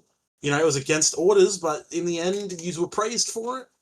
You came home. You've learned some new abilities, like bonded with your dragon yesterday, like even more than you already were. You fucking finally got to pull out your brew, and everyone seems to have like really enjoyed themselves. They liked my brew. And it's at that point where you're sitting in bed with this smile on your face that it fades away a little bit. while you're looking at this wooden mannequin that Dumas gave you. Say again. The smile Fades fades away. away a touch. Okay. What's happening? Until you look at while you're looking at the mannequin that Dumas got for you, the fight dummy. Mm. And a thought comes to you. He sits up in bed. Do you wait? Is this what I do it? Do submitted? it. Yeah. Yeah, Okay. do it. Yeah, do the thing we talked about. Yeah. He sits up in bed and he's gonna be like, "Hey, mummy. I mean, fight dummy, bro. Mm-hmm. Can you show me Angus?" More parameters required. Fuck, what's his last name? Angus McDonald. This is something that you would know, even Yeah. if it's Sorry. That's okay. Can you show me Angus McDonald? More parameters required. You got to give a very brief description on how he fought, which Like a was badass, like a tiny magical ball of badassery and slight annoyingness. Mm-hmm. After giving a description, it goes key point required. He's gonna give it. How do I act? Is there an You in-game? punch it. Okay. Here you punch go. it, and with a little flash of light, it like, and then you see a shimmer come over it, and the young man standing in front of you is without his glasses. And you've only ever saw Angus with his glasses on, and this isn't a 4 foot something. The young man in front of you has scars on his arms and on his face. His hair looks dirty and matted. He seems frail and thin. Holy shit. But it's him. It's Angus. And it points at you and says, "I cast Fireball, bitch!" Roll me a dexterity saving throw. Okay.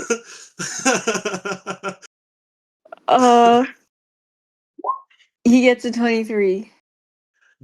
I'll say with how well that is, you manage to recover from the shock enough to instinctually snap out and kick the mannequin, and it goes flying across the room and just slams into the side of Isidore's bed.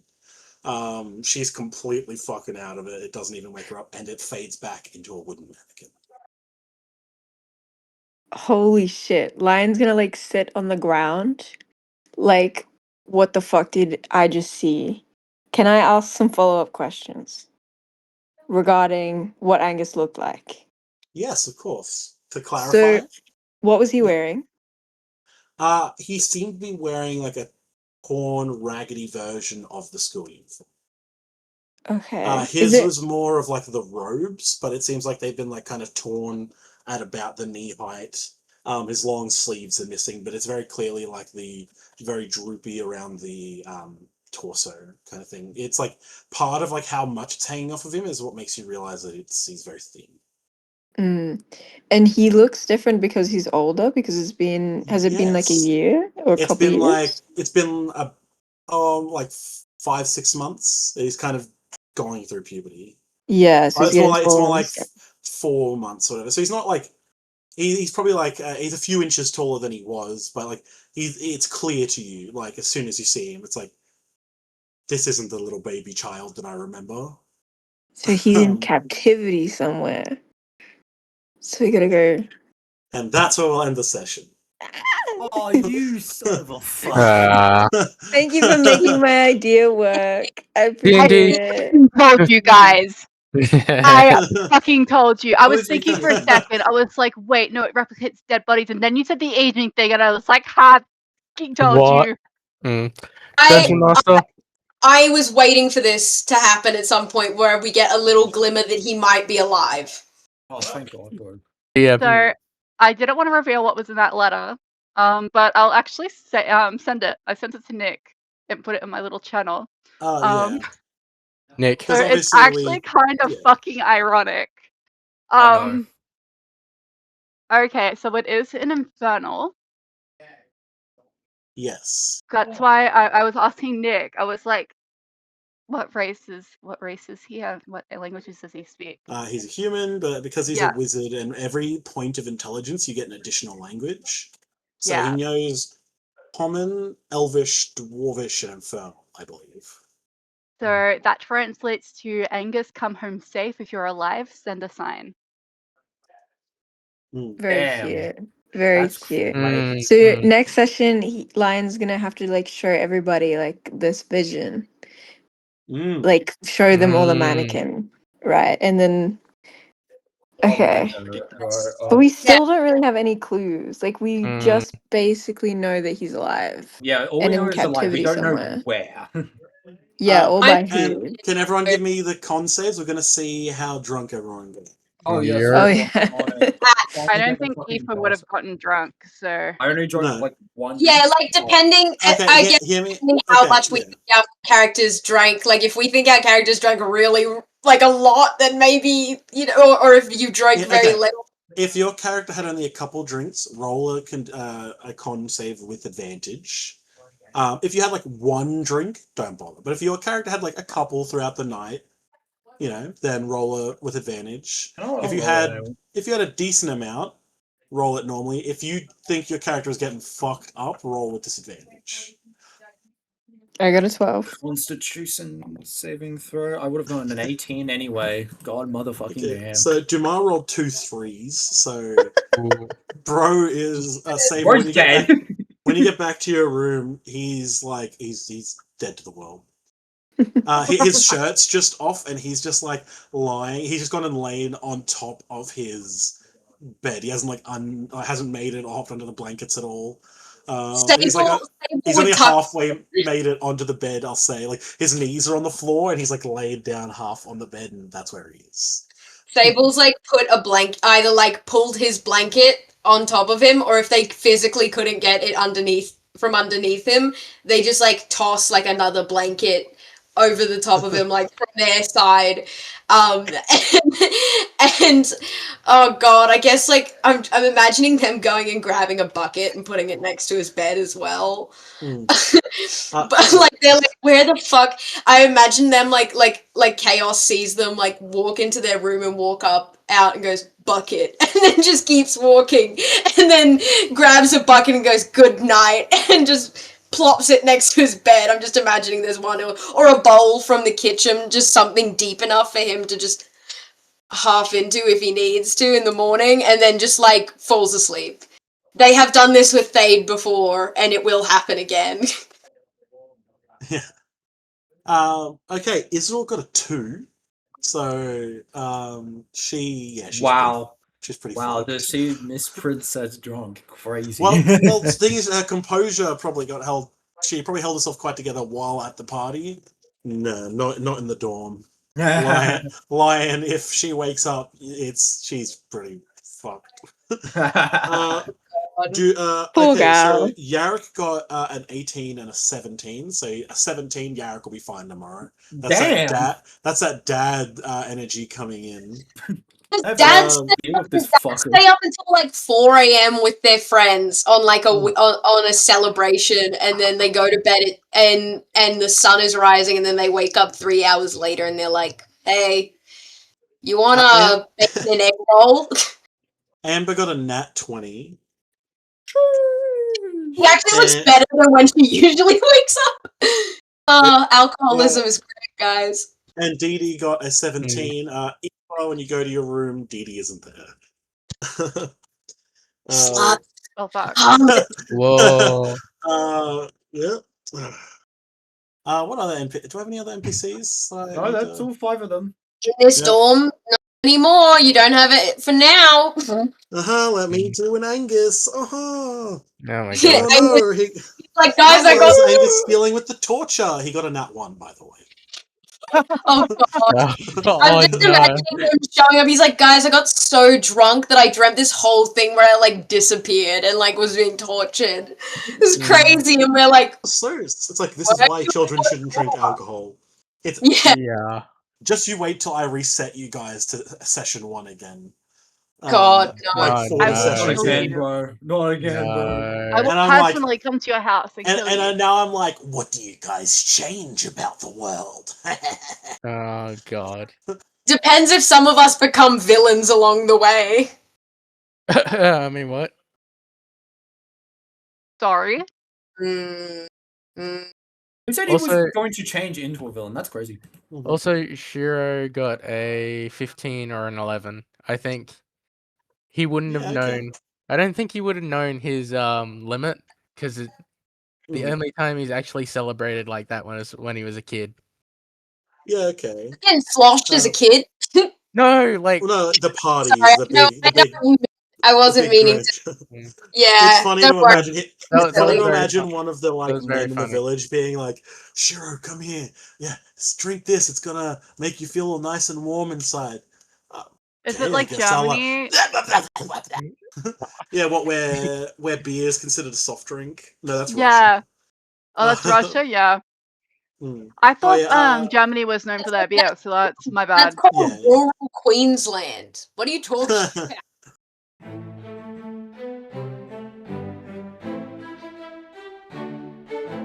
Thanks for listening to Craig's Chronicles. We play for fun and record for fun, so we hope you had fun too. Please do not expect a regular upload schedule. If you are one of our employers who somehow found this, please remember that how we play a fantasy role-playing game with friends is not reflective of our professional conduct. Bye, guys. Bye-bye. Bye-bye. Bye bye. Bye.